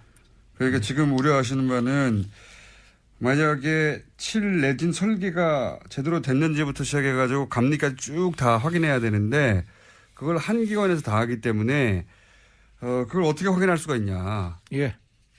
한 기관이 자기들은 원전을 짓고자 하는 기관인데 이 기관이 처음 설계부터 시작해서 마지막 감리까지 다 사실상 장악하고 있어서 예. 한수원이 마음대로 안전하다고 해버리면 그냥 안전하게 되는 거네요. 그러니까 물어볼 데가 없으니까 다 한수원 가서 물어보거든요. 안전하냐 이렇게. 한수원은 당해 사업자니까 안전하다고 그러죠. 그래서 지금 설계와 제작에 직접 참여하신 분으로서 지금 이야기하는 250배 지진이 와도 안전하다고 하는 기사 이렇게 단정적으로 말하는 건 이렇게 단정적으로 말할 수 없다. 예. 라고 단정하시는군요. 예. 거꾸로. 예. 그러면 이 기사 같은 걸 읽으시면 어떤 기분이 드십니까? 좀 자신감도 아니고요. 예. 자만심도 아니고 이건 경박스러운 겁니다. 자연 지진에 대해서 예. 이렇게 큰 소리 칠 수 있는 인간이 누가 있냐. 예? 그렇군요. 직접 설계를 해보신 분으로서 계속 강조합니다만 직접 설계하고 제작을 하셨던 분으로서 아니 자기들이 뭐라고 이렇게 단정하고 있나. 예. 예. 이렇게 단정할 수 없지. 예를 들어 후쿠시마 같은 경우요. 그러면 인간이 안전하다고 단정한 일본 같은 경우에 뭐 지진에 관한 정보가 가장 많은 곳인데도 불구하고 후쿠시마는 큰 사고가 났지 않습니까? 후쿠시마 사고는 어떻게 된 겁니까? 좀 설명해 주십시오. 후쿠시마 사고는 간단합니다. 지금 해결료를 냉각을 시켜줘야 되는데 냉각시키지 못하면 온도가 무한대로 올라가거든요. 이론적으로는. 그렇겠죠. 근데 자연 상태에서는 6,000도까지 올라가는 걸로 돼 있어요. 6,000도요. 예. 네. 그러니까 안 녹이는 재료가 없는 거예요, 지구상에서. 6,000도면 다 뚫어버리겠죠. 다 뚫어버리죠. 네. 그러니까 그렇게까지 위험하니까 냉각을 항상 시켜줘야 됩니다. 해결을. 점화가 되고 나서는 항상 냉각을 시켜줘야 되는데 그 냉각시키는 게 물로 냉각을 시키잖아요. 예. 그러면 펌프를 돌려야 되는데 펌프가 전기가 필요하거든요. 그렇죠. 그럼 전기를 공급하는 게 외부 전원이 있습니다. 외부 전원. 예. 지금 송전선을 통해서 따로 들어갑니다. 전기가. 그래서 그 외부 전원에 의해서 냉각을 시켜줄 수가 있고. 물을 돌려줘야 되는데. 예. 두 번째는 외부 전원이 상실됐을 때는 내부 전원으로 이제 발전기로 이제 돌리거든요. 근데 외부 전원이 1차 지진에 의해서 넘어져 버렸어요. 우선 송전탑이 넘어져 버렸어요. 지진이 나서 그 원전이 뽀개진 게 아니라 송전탑이 넘어간 거군요. 그냥 1차적으로. 송전탑이 넘어가서 전기가 안 들어왔다. 전기가 안 들어간 거예요. 전기가 안 들어가니까 시킬 수가 없어서. 그러니까 비상 발전을 해야 되잖아요. 그렇죠. 그걸 하고 있었는데 쓰나미가 와서 침수를 시켜버려요. 그러니까 냉각 기능이 안 된 거죠.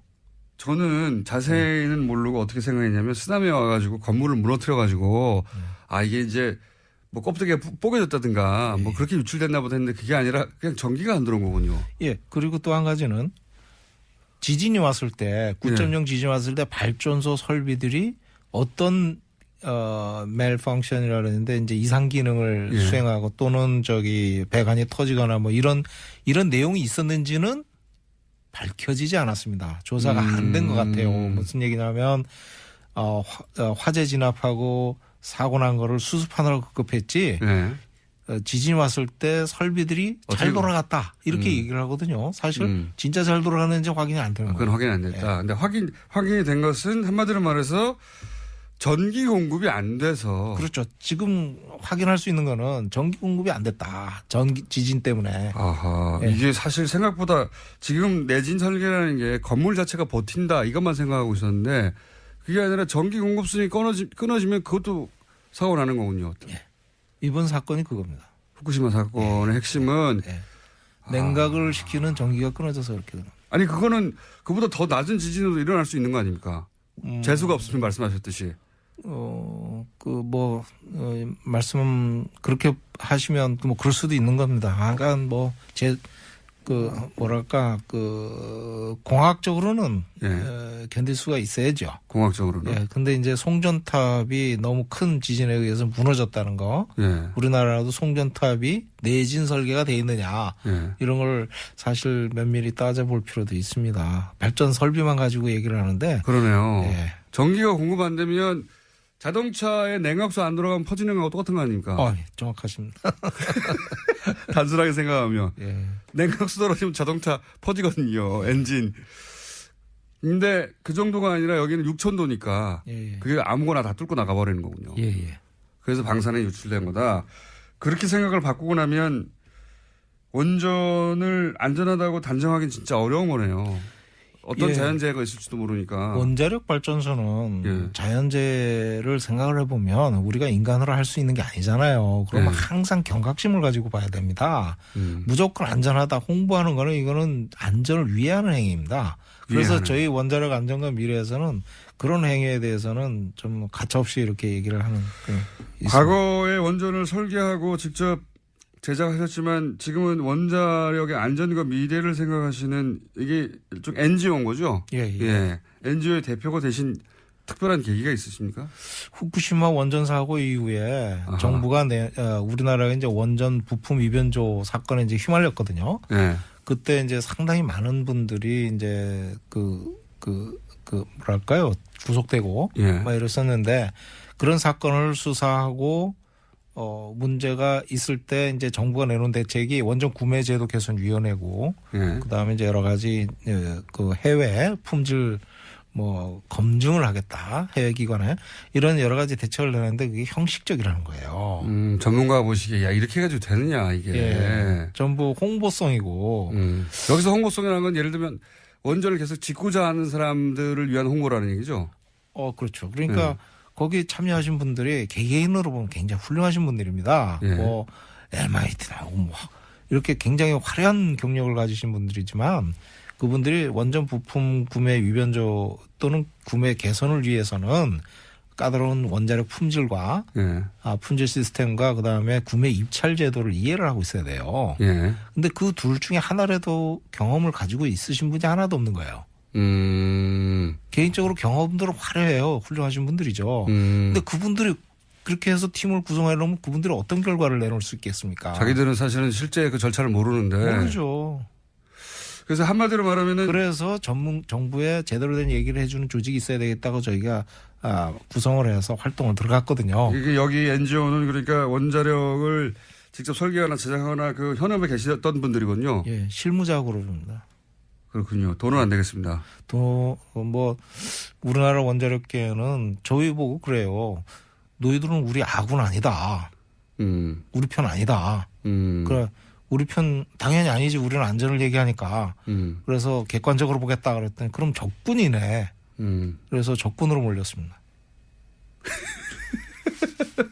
적군으로 몰리신 것까지는 제가 보기에는 원전을 계속 짓고자 하는 분들 입장에서 당연한 것이고 뭘로 먹고 삽니까 이 단체는? 그냥 뭐 개기고 있습니다. 네. 아니 제가 말씀을 듣다 보니까 이분들은 뭘로 먹고 살까 생각이 걱정이 돼가지고 그러시군요. 네. 그러면 이 조선일보만이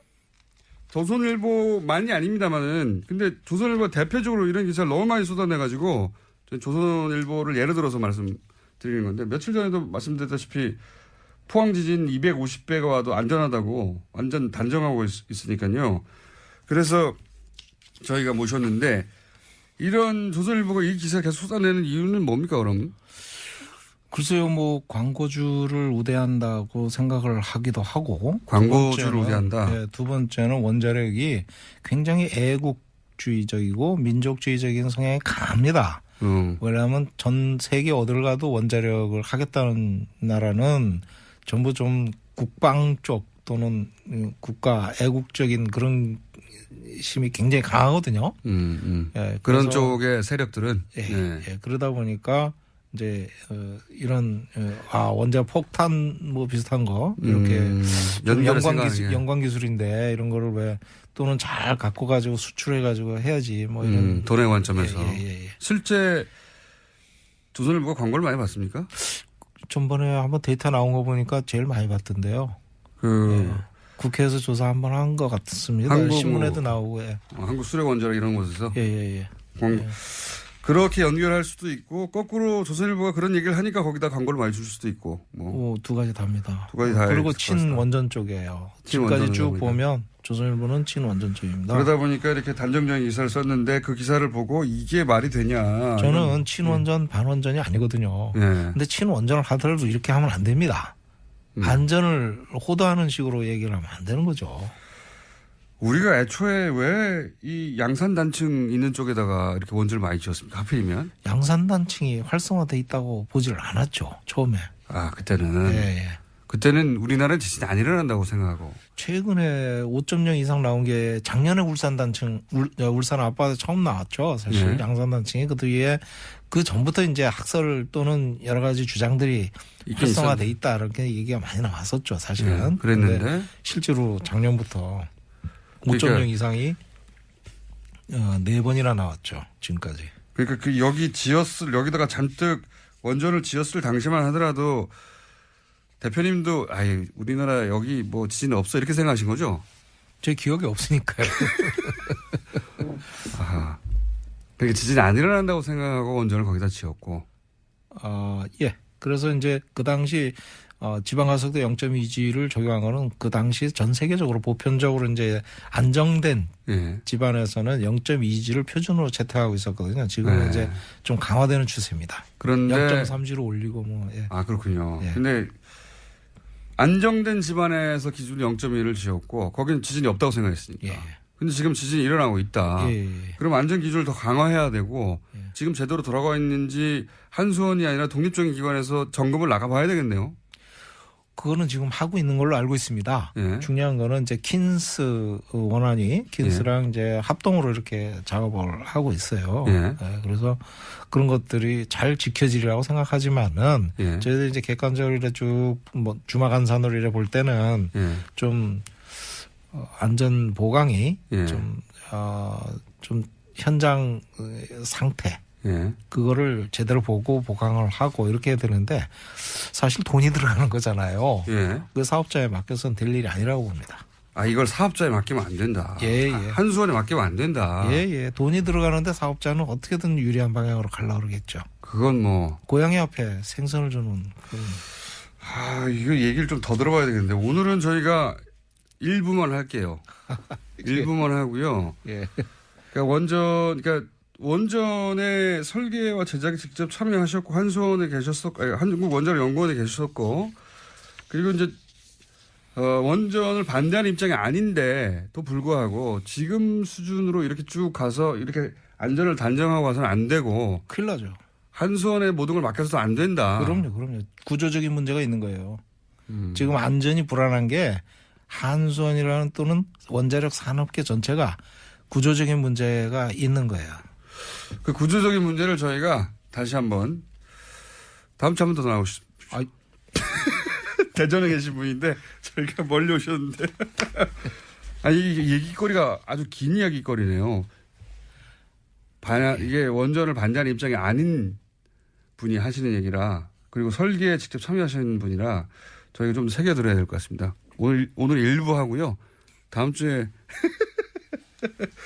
대전에 계시고 지금 안전과 미래 먹거리도 제대로 장만이 안 된다고 하는데 또 오시라고 해가지고 지금까지 1부입니다. 원자력 안전과 미래의 이정윤 대표였습니다. 감사합니다. 예, 감사합니다. 자, 방금 가신 원자력 안전과 미래 이정윤 대표님, NGO인 줄 저희가 모르고 초청했던데 NGO 굉장히 형편이 어렵습니다. 다음 시간에 모시고 어떻게 살아갈지 얘기 나눠보기로 하고, 불친절한 AS 저희가 3부 첫 순서에 니가 가라 하와이 계속 트는데 왜 트냐고. 왜냐하면 TBS 사장님이 저희가 2자릿수 청취율 돌파하면 하와이 보내주기로 했거든요. 아직 소식이 없어요, 사장님. 그래서 항의의 뜻으로 저희 PD가 제작하고 있습니다. 그 이외에 고깃집을 운영하시는 분으로부터 인사말이 왔네요. 몹시 고맙다고. 어제 가족 손님이 오셔서 단체석을 안내해드렸는데 손님이 이거 다 씁니까? 하고 물어보길래 예, 여기 다 쓰세요. 그래서 다스가 일상 대화에 이렇게 쓰일 수 있다는 것을 알려드립니다. 그리고 그 손님과 저희는 서로 눈빛으로 교감을 했습니다. 다스라는 암호를 일상 대화 속에서 사용하면서. 자, 갈 길이 멀기 때문에 불친절한 AS는 여기까지. 충북 영동군 돈가스집 사장님이 온 국민도 알고 돈가스 사장도 알고 있는데 MB만 모르는 거 다스는 누구 겁니까 하고 이렇게 초대형 플래카드를 걸어두셔가지고 찍어서 보낸다고. 네. 불암산 등산하는데 정상에 다스는 누구 겁니냐고 누가 스티커를 붙여놔가지고 찍어서 보내주셨습니다. 예, 여기까지 하겠습니다. 네, 요즘 중동이 시끄럽습니다. 네, 이란, 사우디, 그리고 이란, 사우디의 대리전쟁, 이런 기사들 많이 나오고 있죠. 그래서 저희가 이 시간을 마련했습니다. 네. 이란의 관점에서 보자면 이 사건은 어떻게 보일까? 사우디의 관점에서 보자면 이 사건은 어떻게 보일까? 지금까지 우리 언론이 보도한 관점들은 대부분 미국 언론이, 서구 언론이 보도한 사건의 해설인데요. 궁금해서 저희가 각 당사자국에서 이 사안을 보면 이 중동 사태가 어떻게 보일까? 앞으로 그런 시간 마련해 보겠는데 오늘 첫 시간입니다. 테헤란대, 이란에 있는 겁니다. 테헤란도에 있는 게 아니라 우리나라. 이란에 있는 테헤란대에서 정치 외교학을 전공하신 정재희 대표님 나오셨습니다. 안녕하십니까? 네, 안녕하세요. 네. 이란 전문가. 아니 근데 테헤란대 가서 정치 외교를 전공한 우리나라 사람이 몇 명이나 있나요? 제가 알기로는 저랑 저희 교수님 두 사람. 한테 한 명 더 있을 수도 있고, 네. 나 본인이 알기엔 두 사람밖에 없다. 한 명 더 있나, 네. 3명? 네, 국내 총 3명밖에 없습니까? 그런 것 같아요. 그렇게 우리가 이란 전문가가 드물어요. 교수님은 그럼 몇 년도에 가셨습니까? 저희 교수님은 제가 알기로는 80년대 가신 걸로 알고 있어요. 네. 선구자시네요. 그리고 본인이 그러면 2000년대 가신 겁니까? 네네. 저는 2013년이었죠. 13년에? 네네. 그 교수님 이후로 30년간 아무도 내가 테헤란대에서 정치외교 공부했는데 이란 가서 정치외교 해볼 생각이 있어. 아무리 물어봐도 아무도 안 간 거죠. 30년간. 안 간 거고 본인이 드디어. 본인은 왜 선택하셨어요 이렇게? 저는 사실 원래 정외과를 가려고 했던 건 아니고요. 예. 그 이슬라믹 페미니즘 전공을 하고 싶었는데 예. 외국인을 안 받아준다고 그래가지고 이제 몇 개 중에 골랐어요. 그렇군요. 어쩌다가 골라서 이란 대학교 정치외교학과를 전공하시고 네. 그 이후로 5년간 계속 계셨다면서요? 네네. 거기서 석사는 한 3년 정도 했고요. 그 앞에 이제 어학연수 좀 했고요. 그래서 총 한 5년 정도. 근데 우리나라에서 이렇게 이란어를 전공하고 이란에 오래 살고 하는 그래서 이란 전문가가 된 분들이 적죠, 실제. 네, 많이 없죠. 그러니까 본인이 이란 전문가로 활동하시고 이란 전문가로서 지금 그럼 통역 같은 걸 하시는 겁니까? 네, 저는 이란아토즈라는 회사를 운영하고 있고요. 네. 이란아토즈는 이제 이란어 전문 통번역 네. 회사고 그리고 뭐 기업들의 이제 서비스 제공하기도 하고요. 이란 컨설팅이나 네, 시장 조사나. 알겠습니다. 굉장히 뭐 영어 통번역 하는 분들이나 다른 언어는 굉장히 많은데 이란어 통번역을 전문으로 하는 곳은 없는 거죠, 거의. 네네. 여기밖에. 그렇죠. 네. 그래서 저희도 찾다가 왜냐하면 중동 사태는 궁금한데 이걸 직접 얘기해 줄 전문가가 그렇게 생각처럼 많지 않더라고요. 자, 네. 오늘 하실 역할은 네. 이란의 관점에서 보는 겁니다. 네네. 철저하게. 저희가 이제 한국말을 잘하는 이란 분을 모실까도 싶었는데 그분도 한국 사정을 잘 모르니까 그래서 한국 분으로서 이란에 빙의하여 이란의 입장에서 이 사안을 설명을 좀 해 주십시오. 네네네. 그리고 가장 최근까지 계셨으니까. 네. 예. 우선 우리가 이란에 대해서 잘못 알고 있는 게 있습니까? 이란에 대해서 잘못 알고 있는 점은 굉장히 많은 것 같아요. 일단 우리나라 사람들이 이란이라는 나라를 볼 때 일단 미국의 프레임으로 이제 보는 측면이 많으니까. 잘못 알고 있는 거 대표적인 몇 가지만 짚어주세요. 뭐 잘못 알고 있는 거 가장 기본적인 거라고 하면 아랍과 다르다는 점을 들 수가 있고요. 인종도 다르고 언어도 다르고. 인종도 다르고 예. 언어도 다르고 문화도 사실 다르고 다 다르죠. 아랍이라는 개념 자체가 민족적인 개념인 거라서 예. 그래서 오히려 그거에 그쪽하고 많이 대해서도 싸웠죠, 여기는. 그렇죠. 고대로부터 계속해서. 그리고 되게 어떻게 보면 이란인들 눈으로 보면은 자기네들이 문화를 주고 다 갖다 준 사람들이란 말이에요. 원래 아무것도 없었던. 아, 이란인들은 그렇게 생각합니까? 그렇죠. 이란인들 아랍은 아무것도 없었는데 우리가 다 문화를 유목민이었는데 우리 예. 문화를 주고 뭐 심지어 이슬람이 들어간 이후에도 이슬람 문화의 발전은 이란인들이 담당을 했다고 생각하는 측면이 스스로. 있거든요. 네. 그러니까 그쵸. 다른 관점 말고 계속 이란의 관점에 대해서 얘기하죠. 그러니까 이란 사람들은 아랍을 우리가 미개한 아랍을 가르쳤다고 그쵸. 생각한다. 아하. 그래서 일단 인종적으로도 문화적으로 다르고 언어도 완전 다른 완전 거죠. 다르고요. 네네. 그 300이라는 영화도 이 페르시아 여기가 페르시아 자기들은 페르시아 제국의 후예라고 생각하죠. 네, 그렇죠. 예. 그 300에 등장하는 나쁜 놈들 이 사람들입니다. 그러니까 서구의 입장에서 보자면 나쁜 놈들이에요. 저는 굉장히 왜곡된 거죠. 그래서 그것도 그 영화 이제 나왔을 때도 대사관 측에서 항의를 굉장히 많이 했을 이란 거예요. 대사관에서 네네. 우리 그렇게 괴물이 아니다. 그렇죠. 어쨌든 서구의 입장에서는 그 괴물로 보였던 그리고 나서 또 잘못 알고 있는 게 뭡니까? 사계절이 있어요. 아, 사막이 아니에요? 굉장히 쉬운 건데 사계절이 있어서 특히 테헤란은 서울이랑 위도가 굉장히 비슷해요. 아하. 서울에 눈 오면 테헤란에도 눈 오고 서울에도 비 오면 테헤란에 눈 오는 건데 맨날 뭐 사막에 사냐 거기 택시 있냐 낙타 타고 다니냐 막 이런 거. 여기는 완전히 사계절이 있어서 우리하고 거의 비슷하다. 네, 비슷해요. 날씨가. 그리고 아랍이 아니다. 또 뭐 있습니까? 또 생각보다 굉장히 안전한 나라라는 것도 들 수 있을 것 같고요. 제 생각에는 유일하게 막 이런 거 얘기하면은 뭐 이렇게 위험 조장하지 마라. 뭐 거기 엄청 위험한 나라한테 보내가지고 큰일 나면 어떡하냐 막 이런 말씀하시는 분들 있는데 실제로 굉장히 안전해요.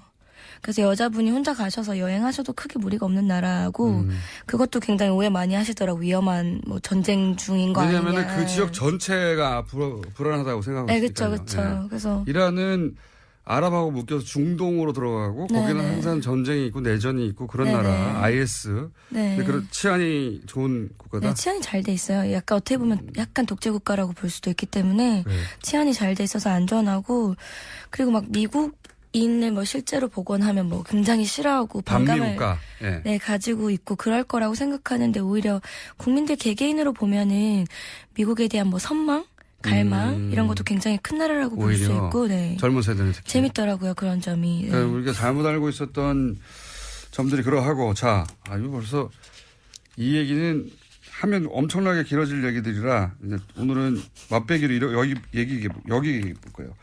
최근에 이란하고 사우디하고 네. 한참 부딪히고 있지 않습니까? 네네. 이란과 사우디가 부딪히기 시작한 건 언제입니까? 언제부터입니까? 뭐 원래도 그렇게 유쾌한 사이는 아니었겠지만 이란에서 이제 1979년에 이슬람 혁명이 터지게 되면서 이란은 굉장히 자기네들의 역할을 지위를 공고히 하게 된단 말이죠. 왜냐하면 우리는 이슬람 혁명을 통해서 그것도 시민들의 자발적인 혁명을 통해서 정당성을 가지고 있는 정권을 수립한 나라인데 왕정이 아니라 네, 이제 왕정에서 쿠데타를 어떻게 보면 일으켜가지고 쿠데타가 아니죠. 혁명을 일으킨 거죠. 그래가지고 이제 시민들의 지지를 받았으니까. 그렇죠. 시민들의 지지를 받았으니까 그래서 이제 정권이 생기게 된 건데 사우디 입장에서 보면 자기네들이 굉장히 뭔가 이슬람 국가의 전제 왕권 국가죠. 예, 여전히. 그렇죠. 이슬람 국가에선 굉장히 왕정이고 권위를 가지고 있는 나라인데 우리 메카를 가지고 있는 나라잖아요. 그런데 이슬람의 성지 메카. 그렇죠. 그런데 그 이슬람 혁명이 이란에서 일어났단 말이에요. 그러니까 굉장히 자존심이 상할 수도 있을 거고. 그 왕정 입장에서는 불안했겠죠. 그렇죠. 그런 혁명이 전파돼서 자기들 왕권이 뒤집어지면 안 되니까. 네네. 그런 혁명 이념의 수출이라든지 그런 것들도 아마 두려웠을 것 같고요. 순위 시아파의 문제도 물론 있는데 그건 워낙 많이 나왔으니까. 그렇죠. 근데 사실 제가 봤을 때는 순위 시아파 문제는 굉장히 적은 거라고 생각해요. 종파 간의 갈등은. 네. 실제로 거기서 겪기로는.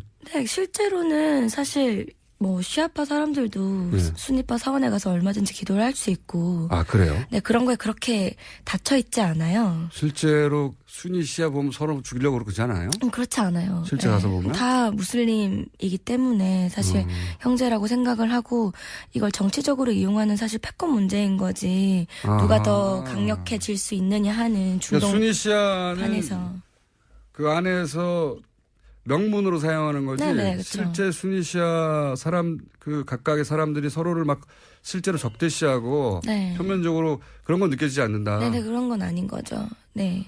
적어도 이란 내에서는. 이란 내에서도 그렇고 사실 다른 무슬림들도 아마 그렇게 생각할 거예요. 이란에서 방문 관계자분들이 이제 한국에 오셔서 기도를 하고 싶어 하시는 경우가 있는데 그러면 이제 이태원에 사원이 있잖아요. 거기를 안내해드리면 그럼 제가 장난을 치죠. 여기 순위파 사원이다. 괜찮겠냐. 전혀 no problem. 전혀. 네. 생각하는 만큼 적대심이 강한 게 네, 아니군요. 개개인에 대한 그런 적대심이라든지 종파 간의 갈등은 사실 심하지는 않다고 볼 수 있을 것 같아요. 최근에 그러면 이란의 입장에서 설명해 주세요. 네. 최근에 이란하고 사우디가 이제 대결 국면이고 각각 자기들 힘을 이제 결집시키고 있고 그러면서 예를 들어 카타르 단교, 뭐 레바논 총리 사퇴 이런 문제들을 이란 입장에서는 어떻게 받아들입니까? 이란이랑 사실 사우디 갈등에서 봤을 때 서로 1대1로 맞짱을 뜨기보다는 뭔가 자기의 세력을 굉장히 공고히 해서 대리전을 펼치고 있는 거예요? 그렇죠. 대리전으로 가는 양상이 있는 것 같아요. 제가 봤을 땐. 그래서 카타르 단교도 사실 마찬가지고 카타르라는 국가는 원래 약간 애매했거든요. 완전 사우디 편도 아니고 이란 편도 아니었던 건데 사우디 입장에서는 그 스탠스도 별로 마음에 안 들었던 거예요. 카타르한테. 확실히 해라 입장은. 그렇죠. 그래서 어떻게 이란은 그럼 이걸 어떻게 받아들여요? 정말 어이없어 하는 거죠. 대체 무슨 왜 카타르랑 그렇죠. 단교? 그리고 이란은 보시면 굉장히 그런 정치적인 국면에서 잘 빠져나가고 머리를 굉장히 잘 써요. 어떤 그리고 의미에서 잘 국익이 쓴다는 제일 거예요? 중요한 나라인 거죠. 국익은 다 중요한데 어떻게 머리를 잘 쓴다는 거 예를 들어 봐주세요. 현명한 것 같아요. 예를 들어서 그 핵 협의를 봐도 협상을 봐도 사실 이란은 어떤 걸 위반한 적이 한 번도 없거든요. 그거는 뭐 그렇죠. 실제로 국제사회는 그렇게 얘기하고 있죠. 네네네. 트럼프가 오히려 이 핵 합의 문제에 있어서는 우긴다고 이렇게 국제사회는 말하고 있는데 네네네.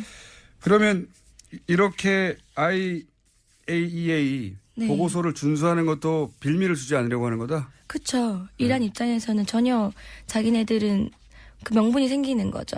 사우디는 정말로 미워해요? 사우디 정말 미워하나? 그걸 되물어보시면 어떡합니까? 사우디를 미워하는 것 같진 않아요. 근데 왜냐면 일단 그래도 이슬람 국가 같은 이슬람 국가고 사실 사우디랑도 보면 굉장히 신기한 게 이렇게 정치적으로는 사우디랑 뭔가 적대적인 관계 있는 것 같지만 이란 사람들이 또 메카로 가장 성지 순례를 많이 가지 않을까요? 아 그렇다. 개인 단위에서 사우디를 미워한다는 걸 느껴본 적은 없다. 네네 그렇죠. 개인 단위에서는. 네네네. 지금 저희가 이제 압축적으로 좀 빨리 진행하고 있는데 하시는 거 보고 고정으로 할까 말까 생각하려고. 근데 압축적으로 그럼 이란이 최근에 그 뭡니까 시아파 벨트는 우리나라 사실 언론들이 만든 용어고 네. 시아파 초승달이라고 부르죠. 네, 초승달 벨트. 네, 초승달이라고 부르는데 초승달 네. 벨트도 우리나라 벨트라는 단어는 없어요. 그냥 네네. 얘기할 때 실제로는. 네네. 근데 어쨌든 지금 그러면 이란이 그 지역에서 급부상하고 있는 건 맞죠? 네, 그렇죠. 그런 시아파를 묶어가지고. 네네네. 그렇죠?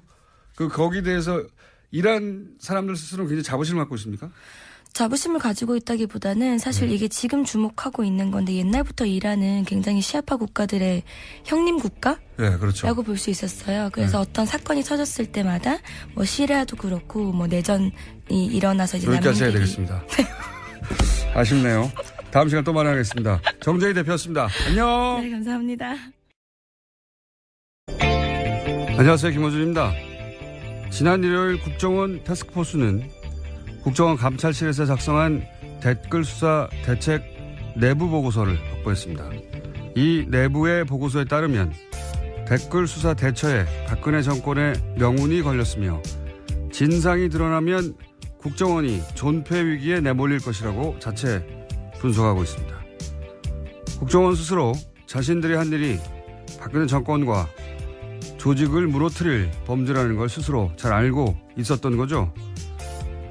그런데 조중동은 최근 검찰의 무리한 수사, 참군인 김관진, 북한만 좋아할 국정원 흔들기 등등의 논리로 이 수사를 끊임없이 흔들려고 노력해 왔죠. 조중동은 왜 그러는 걸까? 이게 무슨 진보 보수의 문제도 아니고 시대의 과제도 아닌데 보수 정당이 이 수사를 정치 보복이라고 규정하는 건 동의하지는 않아도 이해는 갑니다. 자신들 집권 시절의 일이고 본인들 정치적 생존이 달렸으니까요. 그런데 조중동은 왜 그러는 걸까? 국정원 스스로도 문 닫을 정도의 범죄라는데 왜 그러는 걸까요? 아시는 분 있으십니까? 왜들 그러는지? 아, 궁금하다. 김호준의 궁금증이었습니다.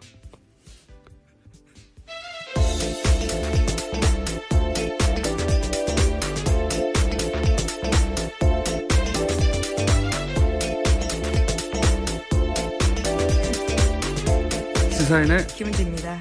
안 궁금하세요?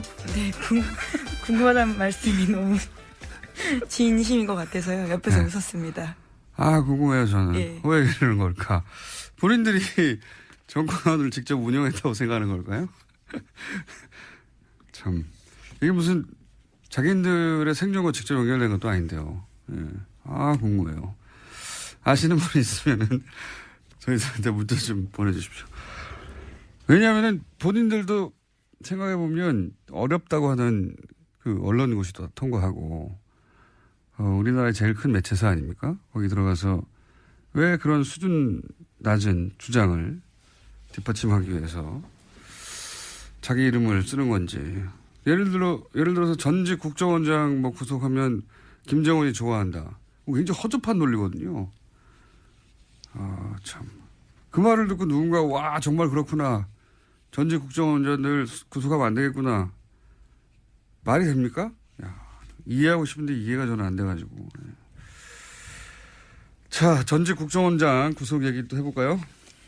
네, 관련해서 계속해서 기사가 나오고 있는데요. 구속영장이 기각된 이병호 전 국정원장이 있습니다. 관련해서 법원의 영장실질심사에서 어떤 이야기를 했었는지가 좀 자세히 나오는데 채널A 보도에 따르면 이 전 원장은 국정원 특갈비 상납에 대해서 박근혜 전 대통령과 독대와 전화통화를 했다고 하면서요. 여기서 박근혜 전 대통령이 하던 대로 하세요라고 지시를 듣고 돈을 건넸다라고 주장하고 있다고 합니다. 그 법조인들은 네, 이게 이제 실질심사에 맞춘 전략이었던 게 아니겠는가. 검찰 조사에서는 이런 말 안 하다가 실질심사하는 중에 이제 이런 말들을 쏟아낸 거거든요. 예. 일종의 폭탄 발언을 했다라고 네. 해당 보도는 보도하고 있습니다. 폭탄 발언까지는 아니고 그냥 어쨌든 검찰 조사에서 했을 법한 이야기를 안 하고 있다가 실질심사에서 해서 그 명분으로 그 이유로 풀려난 게 아니겠는가 이런 분석도 있는데 이건 이제 법적인 분석인 것이고 검찰 내부에서는 뭐 또 다른 분위기가 있다고 또 보도도 나와요. 이게 우병우 전 수석과 관련된 게 아니냐. 네, 오늘 아침 한겨레 신문이 그렇게 예. 보도하고 있습니다. 그런 의구심도 있다고 하는데 왜냐하면 이제 우병우 전 수석하고 근무기간이 똑같고 단순히 똑같은 게 아니라 우병우 전 수석과 이런 식으로 조금이라도 연관이 있으면 이때까지 우병우 전 수석 관련된 관련 영장들, 구속영장뿐만이 아니라 뭐 통신영장, 사실은 수사의 첫 발인데 누구랑 통화했는지를 알아야 될 거 아닙니까? 관계자들을 파악하기 위해서는. 근데 이 통화 기록을 확인하려고 하는 그 영장도 다 기각됐었거든요. 예. 우병우 전 수석은. 네, 뿐만 아니라 최근에는 우병우 전 수석의 처가인 삼남개발 압수수색을 하려고 했는데 이 압수수색 영장 또한 또 다시 기각됐다라고 합니다. 그러니까요. 직접 구속영장뿐만 아니라 관련 영장 중에 발급된 게 거의 없다. 우병우 전 수석만은. 우병우 전 수석인데요. 이게 개인의 힘이 아니고 제가 보기에는 우병우 전 수석을 털게 되면 주변에 다친 사람이 많나 보다. 여전히 살아있는. 그렇게 의구심을 가진 분들이 있죠. 예. 그렇게 의구심을 가져도 이상하지 않을 정도의 많은 영장들이 최근까지도 계속. 이 통신영장 같은 경우는 이제 우병우 전 수석이 관두고 나서 1년밖에 이제 보관 안 한다고 하잖아요. 관두고 나서 그 이후 통화 기록들을 다 확인할 수가 없죠. 네, 이미 10월 말이 지났기 때문에 관련된 통화 기록은 영구하게 볼 수 없다라는 게 검찰 관계자의 발언인데요. 참 이상한 일입니다. 네. 자, 어쨌든 이병우 전 국정원장이 입을 연 것은 영장 실질심사에 들어가서 입을 열었다. 예, 이게 법조인들은 이게 전략이었지 않느냐 하는데 검찰의 분위기는 다르다 그런 얘기고요. 예, 다음 순요. 네, 계속해서 국정원 특활비 관련된 소식 전해드리면요. 검찰은 국정원의 특활비 사용처 등이 기재된 회계장부를 확보했다라고 합니다. 이 가운데 이병기 전 원장 시절 장부에는 최경환 1억 원이라고 적혀 있는데요. 이 전 원장 쪽은 2014년 10월 달에 1억 원을 최경환 의원한테 전달했다라는 다수서를 검찰에 제출했다라고 합니다. 최경환 의원은 이제 본인은 받지 않았다고 주장하고 있고요. 심지어 할복 자살까지 운운하면서 자신의 무죄를 주장하고 있습니다. 할복 자살 방지를 위해서 신병을 확보해야 한다고. 네, 정의당이 그런 논평을. 3개월 징계가 과하다고 했는데 이제 파기환송을 한 거거든요. 네, 그렇죠. 내용은 그런 겁니다. 근데 저는 이게 CCTV를 단순히 삭제했다. 그 행위 자체가 3개월 정직의 대상이 될 만하냐 아니냐 차원에서 따질 것이 아니라 그 당시에 유일한 통제센터란 말이죠. 여기가.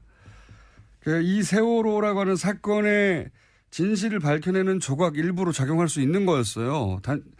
굉장히 중요한 겁니다, 이게.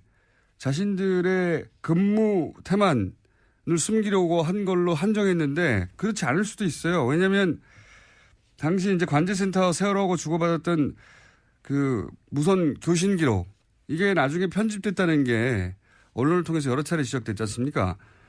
만약에 CCTV하고 맞춰본다면 뭐가 소위 삭제됐는지 확인할 수도 있을 수 있고요. 그리고 그때 AIS도 사라졌다고 정부에서는 발표했거든요. 근데 그 화면에 뜨는지 아닌지 확인해 볼 수도 있단 말이에요. CCTV를 확대해서.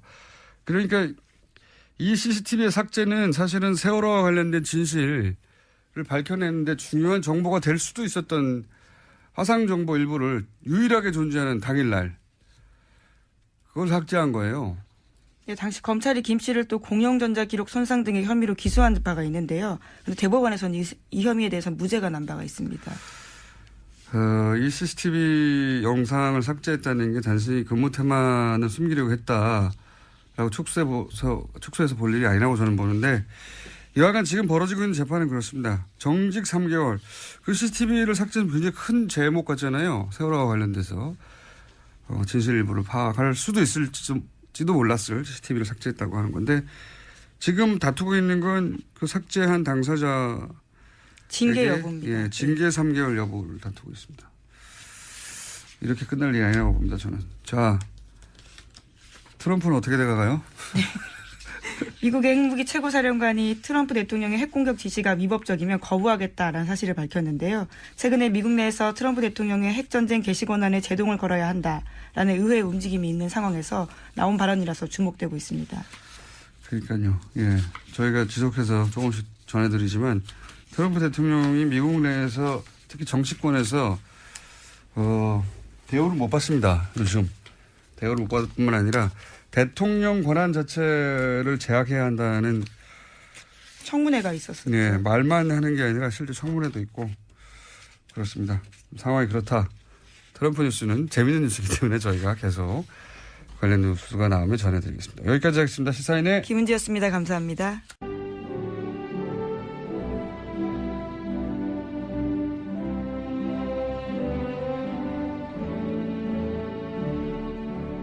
친애하는 국민 여러분 안녕하십니까.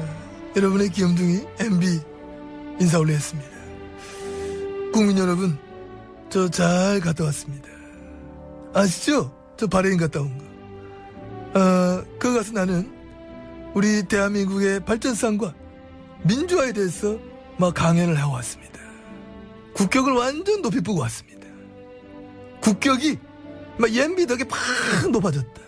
그런 확신을 가지고 있다고 많은 분들이 막 말씀해 주십니다. 참 마음이 좋았습니다. 그리고 저 진우야 여기다 여기 그렇지 여기다. 내 있잖아. 간만에 기분이 좋더라. 니 안 보니까 정말 좋더라고 이 자식아. 알아먹어? 근데 말이야, 니 SNS에다 뭐라 했어? 카카 어디 갔어요? 아직 먹을 게 있어요? 이거 내 확 그냥 니 내 바레인가한테 보여주는 거 있어? 바레인가한테 바래다 주지 못할 망정 말이야. 저걸 내가 현직때 확 쳐넣었어야 된 저거 말이야. 저 입을 갖다가 저걸 한 주먹으로 다니고 저거 나봐.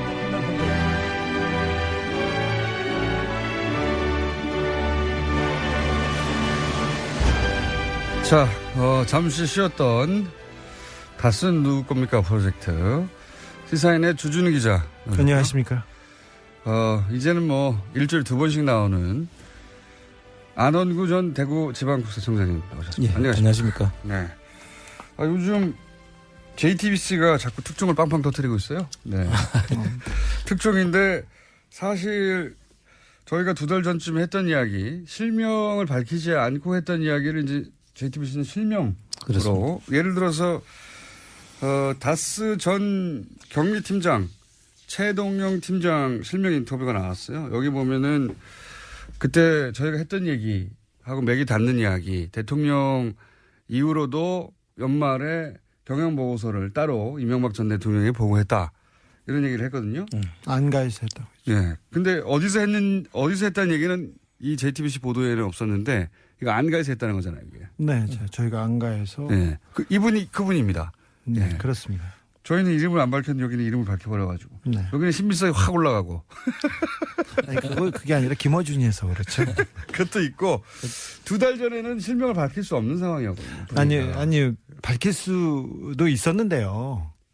밝힐 수 있었는데 저희는 밝히지 않았습니다. 아니 2달 전하고 지금하고는 좀 분위기가 달라요. 그렇죠. 그때는 다스 얘기를 꺼냈을 때 아직도 사람들이 이제 반신반의한 분들이 있었고. 아니 그분은 용기를 내주셨어요. 네. 그리고 여러 얘기를 하고 더 많은 내용이 있는데 사실 친인척간이고요. 그리고 총 4명 중에 1명이라고요? 친인척간이고 그리고 그분과 그분 주변 분들이 아직도 MB 가까운 데서 생활 터전을 읽으면서 또 생업에 종사하고 어쨌든 있어서 본인의 실명이 밝혀지면 곤란한 처지가 될 수도 2개월, 3개월 전에는 분명히 그랬는데 지금은 이제 점점점 상황이 바뀌어가면서 본인이 용기를 내신 것 같아요, 직접. 네. 인터뷰. 용기 있는 분이십니다. 예, 용기를 내셔가지고, 저희가 했던 얘기입니다, 이게. 그러니까 안가에 가서도 당선 이후에 보고를 받는다. 네. 안가에서 이명박 대통령이 그 보고를 저도 이 보도를 봤는데, 헬기 사격 증언에 전두환 진노, 강력 대응 지시, 이게 이제 꼭지 제목이거든요. 이 진노 이런 거는 이제 성경에 하나님이 화낼 때 쓰는 거예요. 예. 부당한 일이 발생해서 크게 화를 내는 어떤 정당한 분노, 높은 존재, 노인들 할아버지가 진노하셨다 이럴 때 쓰는 거거든요. 이건 그냥 전두환 빡침 이 정도가 맞는 거지. 단어 선택을 잘해야 된다. 진노 아니고요. 예. 네. 신경질을 냈다, 화를 냈다. 네, 차마 보도에 그 단어를 쓸 수가 없어서 그랬던 것 같긴 한데. 그렇다 하더라도 진노가 뭡니까? 네. 동의합니다. 진노할 주체도 아니지만 대상도 아닌 뉘앙스 잘못 사용된 단어 같습니다. 자, 다음 뉴스는요. 네, 류여의 자유한국당 최고위원이 포항 지진은 하늘이 문재인 정부에 주는 경고다라는 발언을 해서 논란이 일고 있습니다. 여당에서는 부적절한 발언이라면서 류 최고위원의 사퇴를 요구하고 있고요. 류 최고위원 쪽은 일부 발언이 왜곡돼 전달됐다면서 반발하고 있습니다. 한번 들어볼까요?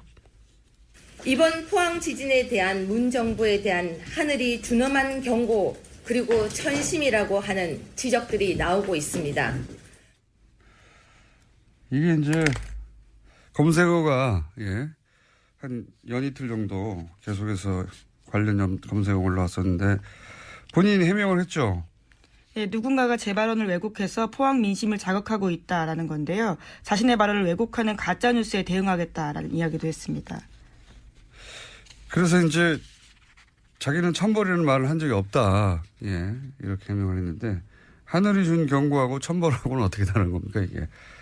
가짜 뉴스는 본인이 배포하고 있는 것 같은데. 어쨌든 이 발언으로 한 연이틀 정도 검색어 논란이 있었고 검색에 올라왔었고 제가 보기에는 해명이 될 것 같지는 않네요. 이걸로 누군가 화가 났다면 그 화가 가라앉을 것 같지는 않습니다. 자기 발언을 왜곡했다고 짧은 인터뷰 한번 해봐야 되겠습니다. 어떻게 하늘이 준 경고와 천벌은 다른 것인지. 그런 일이 있었습니다. 네, 다음 뉴스는요. 네, 계속해서 포항 이야기 좀 전해드리면요. 포항에서도 계속 여진 일어나고 있습니다. 오늘 오전 6시 5분쯤에도 경북 포항에서 규모 3.6 지진이 발생했는데요.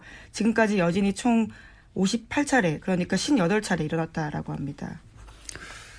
그러니까요. 그 수능 연기 안 했으면 큰일 날 뻔했어요.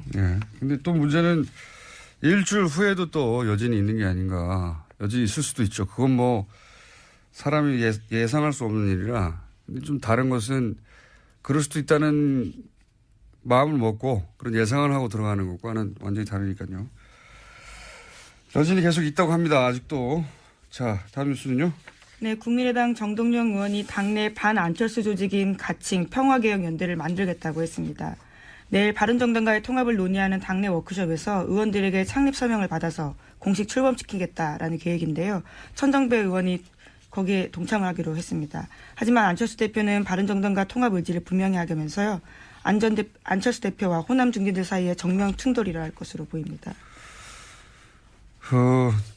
지난주간에 잠깐 얘기했지만 안철수 대표 쪽 그림은 이런 거죠. 호남계가 이렇게 반발하는 거를 오히려 저는 반길 거라고 보는 것이 이것이 탈호남의 찬스라고 보는 것이고요. 제가 해석하기에는 바른정당이 반토막 난 것도 흡수에 도움이 된다고 볼 것이고 찬스라고 보는 거죠.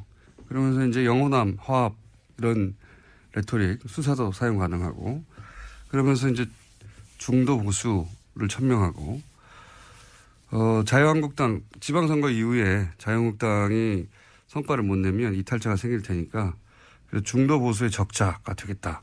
뭐 이런 그림인 것 같고 유승민 대표도 국민의당과 먼저 합치고 호남기 밀어내고 지방선거 이후에 자유한국당 이탈하면 자신은 새로운 합리적 보수의 적자 뭐 이런 그림인 것 같고요.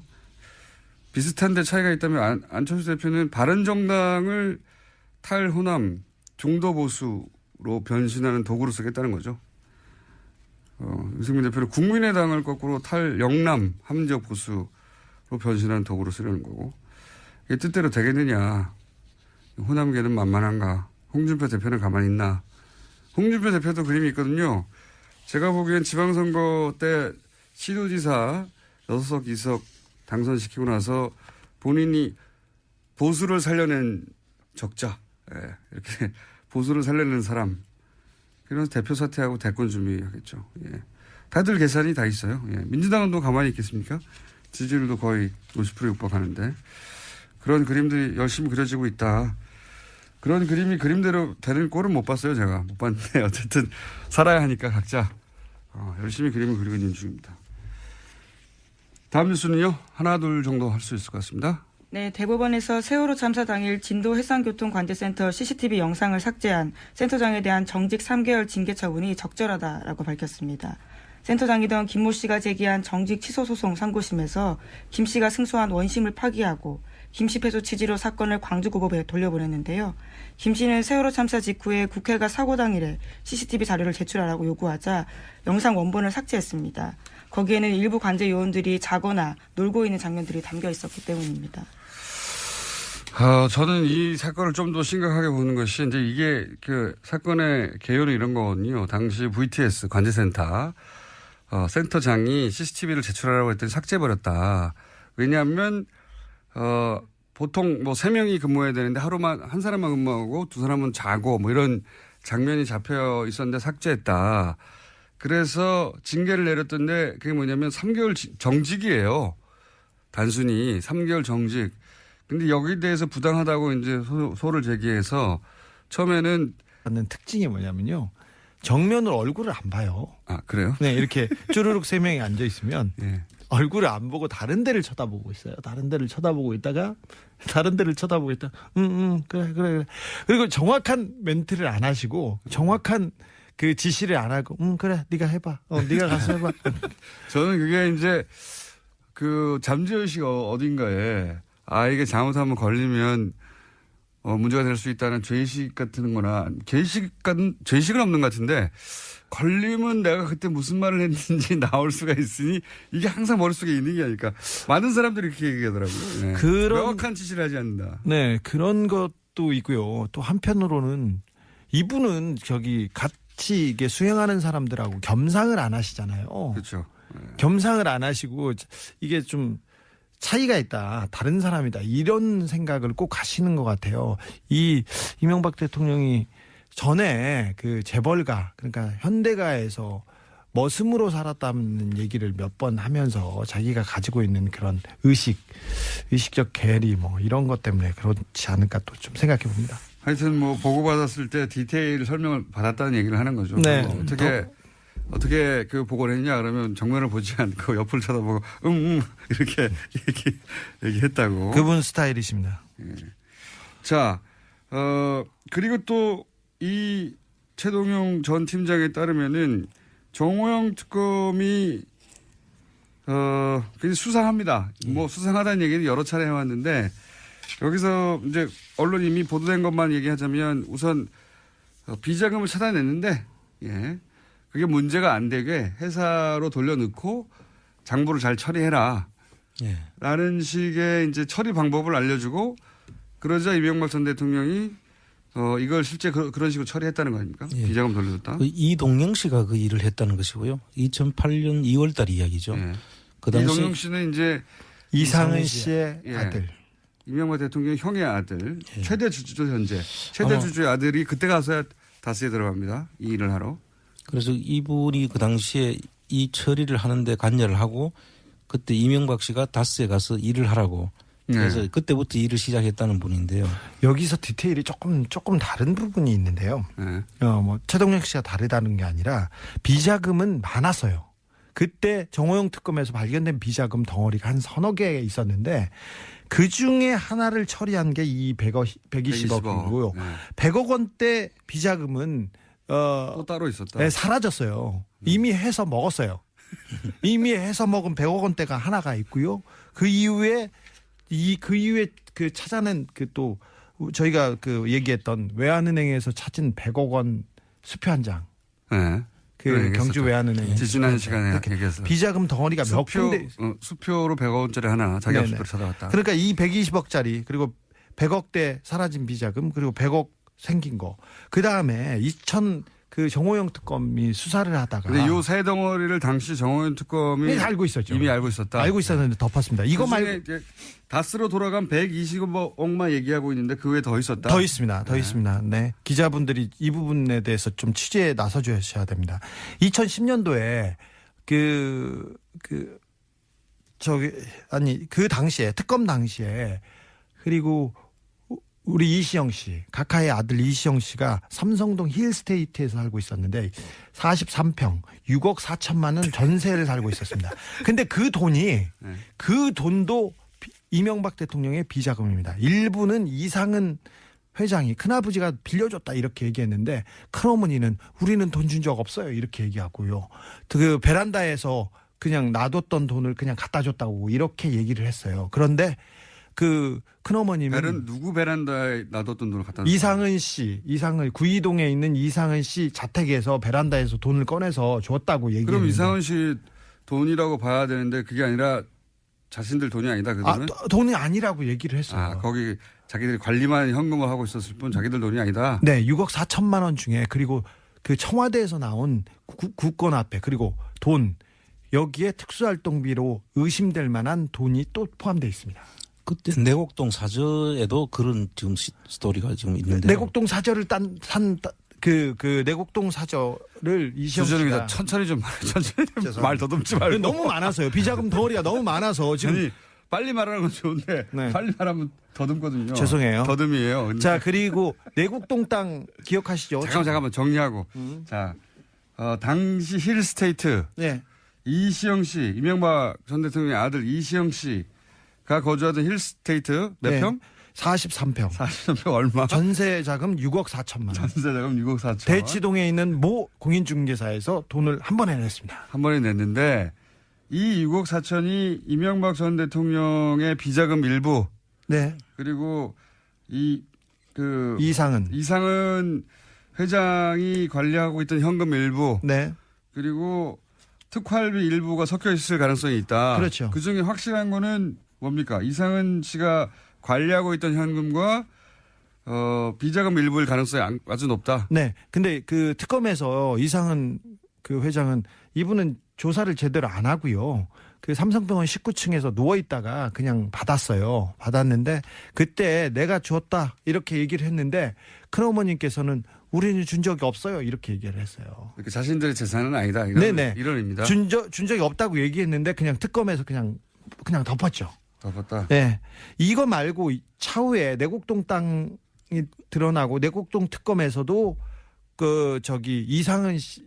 이시영 씨가 돈을 내는데 그 돈도 청와대에서 온 비자금입니다. 그러니까 그때 해명을 이렇게 했죠.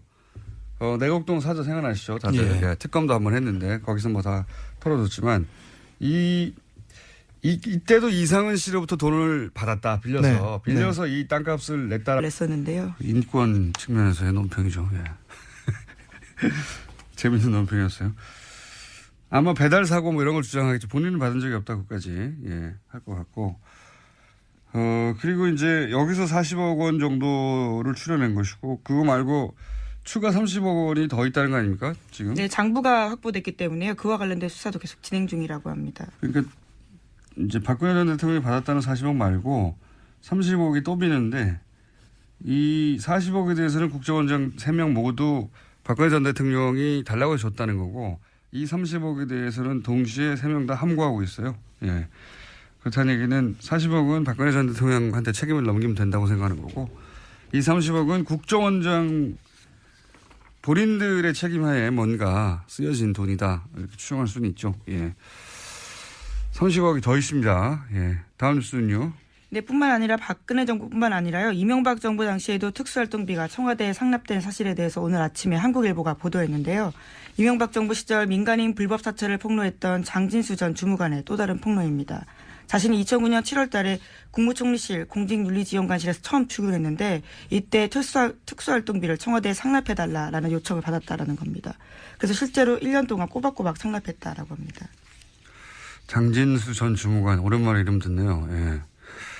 이게 이제 벌써 8년 전입니까? 9년 전입니까? 그때 일이라. 네, 2009년. 예. 그때 일이라 기억이 가물가물하실 텐데 이분이 누구냐면 이명박 정부 하에 국무총리실에서 민간인을 사찰했다라고 폭로했던 분이죠. 폭로했던 분인데 그때 첫 번째 사찰 대상이 언론이었어요. 이분의 폭로에 따르면 이 국무총리실 그러니까 국정원하고 별개로 혹은 뭐 청와대하고 별개로 청와대 지시로 국무총리실 산하에 소위 사찰 기구를 만들어 놓고 당시가 이제 집권 3개월 만에 촛불 집회가 났잖아요. 그래서 촛불 집회 사과 발언하고 나서 한 달 후에 사찰 조직을 만들어서 맨 먼저 청와대 지시에서 했던 일이 언론사 기자들을 다 사찰하고 그리고 나서 이제 뭐 YTN이 방송국 간부들하고 와장창 교체했죠. 예. 그때 그 사찰을 폭로했던 분입니다. 근데 이분의 최근 폭로는 국무총리실에서도 국정원 말고 국무총리실에서도 청와대에 상납을 했다. 뭐 특활비를.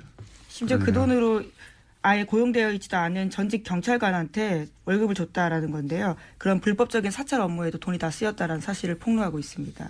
정식 고용하지 않고 사찰 용도로 누군가를 쓰고 그 급여를 이 돈으로 줬다 뭐 이런 거죠. 예.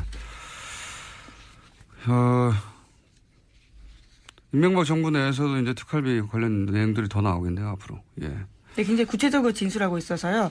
돈을 얼마를 어떻게 줬는지 방법까지 또 자세하게 이야기하고 있기 때문에 이 부분 또한 들여다볼 수밖에 없을 것 같습니다. 본인이 전달했다니까요. 뭐 정확하게 기억하겠죠. 자, 다음 뉴스는요. 네, 2008년 특검 당시 다스 비자금 문제 처리에서 이명박 전 대통령이 개입했다라는 의혹을 제기한 다스 관계자가 모습을 드러냈습니다. 다스 당시 경리팀장이었던 최동영 씨인데요. 실명으로 JTBC와 인터뷰를 했습니다. 2008년 BBK 의혹을 수사했던 정호연 특검 당시에 대한 이야기를 한 건데요. 당시에 이명박 전 대통령이 다스의 실제 주인이라고 생각했지만 그렇게 말하지 못했다라는 겁니다. 또 뿐만 아니라 당시에 이명박 전 대통령에게 다스 경영 보고서를 따로 보냈다라는 사실도 이야기했습니다. 이건 말이죠. 사실은 주진우 기자하고 잠시 후에 좀 더 자세히 얘기 나눠보겠는데 이게 이 발언이 경리팀장에서 나왔다는 게 중요합니다. 예. 돈을 관리하고 했던 경리팀장이 돈 쓰는 걸 보면 알잖아요. 예. 돈을 관리하는 사람, 돈의 주인이 실제 주인이거든요. 예. 이 경리팀장이 당연히 이제 다스는 이명박 전 대통령 거였는데 특검 때는 말을 못했다는 거 하나 하고 그다음에 당시 비자금도 만들어지고 있었다. 네, 손익에 짜맞춰서 해마다 비자금 의심되는 수십억 원 돈 사라졌다라면서요. 자기도 몰랐다라는 겁니다. 경리팀장인데도요. 그리고 또 한 가지는 이제 이명박 전 대통령에게 연말이면 다스 경영 보고서를 따로 올렸다. 이 얘기도 있고. 예. 저희가 한 2달 반 동안 얘기했던 거하고 맥이 닿는 이야기인데 대통령이 된 이후로도 사실 다스와 관련된 보고가 계속 올라갔다고 주식이 한 푼도 없으면서 한 장도 하나도 없으면서 그런 얘기를 하는 주진 기자 해왔는데, 예. 이제 다스 내부에, 제보자라고 부를 수 있겠네요. 이제 실명까지 거론하는 경리팀장 최동영 씨가 다스는 이명박 전 대통령 거다. 근거는 이러이러하다. 라고 주장하고 있습니다. 머지 않은 것 같아요. 예. 빙산의 절반은 나왔고, 나머지 절반은 빠른 속도로 올라오지 않을까. 예. 다스는 누구 겁니까? 이제 그 답이 나오지 않을까 싶습니다. 다음 뉴스는요. 네, 5.18 민주화 운동 당시 또 보도도 있습니다. SBS가 어제 보도했는데요. 5.18 민주화 운동 당시에 헬기 사격이 있었다라고 증언한 사람 가운데 당시 광주에서 선교 활동했던 미국인 목사도 있었습니다. 그런데 전두환 전 대통령이 이 목사의 증언에 강력하게 대응하라라고 지시한 내부 문건이 나왔다라는 건데요. 1995년 그러니까 5.18 관련된 검찰 수사가 진행 중이던 때 미국인 피터슨 목사가 검찰에 출석해서 당시 광주에서 헬기 사격을 목격했다라는 이야기를 했고요. 또 증거물도 제출했습니다. 헬기 사진이었는데요. 이에 대해서 전두환 전 대통령 쪽은 고소를 추진할 정도로 화를 냈다라는 겁니다. 저도 기사 봤는데, 예. 이건 우선 헬기 사격 여부는 끝까지 추적을 해야죠. 예. 전두환 씨가 아직도 5.18에 대해서 이런저런 얘기하는데 다시는 5.18 관련해서 북한의 뭐 공작이라느니 아직도 그런 얘기 하는 사람 있지 않습니까? 예. TV조선에서도 그 얘기를 불과 몇 년 전에 했고요. 이런 얘기 못 나오게 해야 되고 또 한 가지는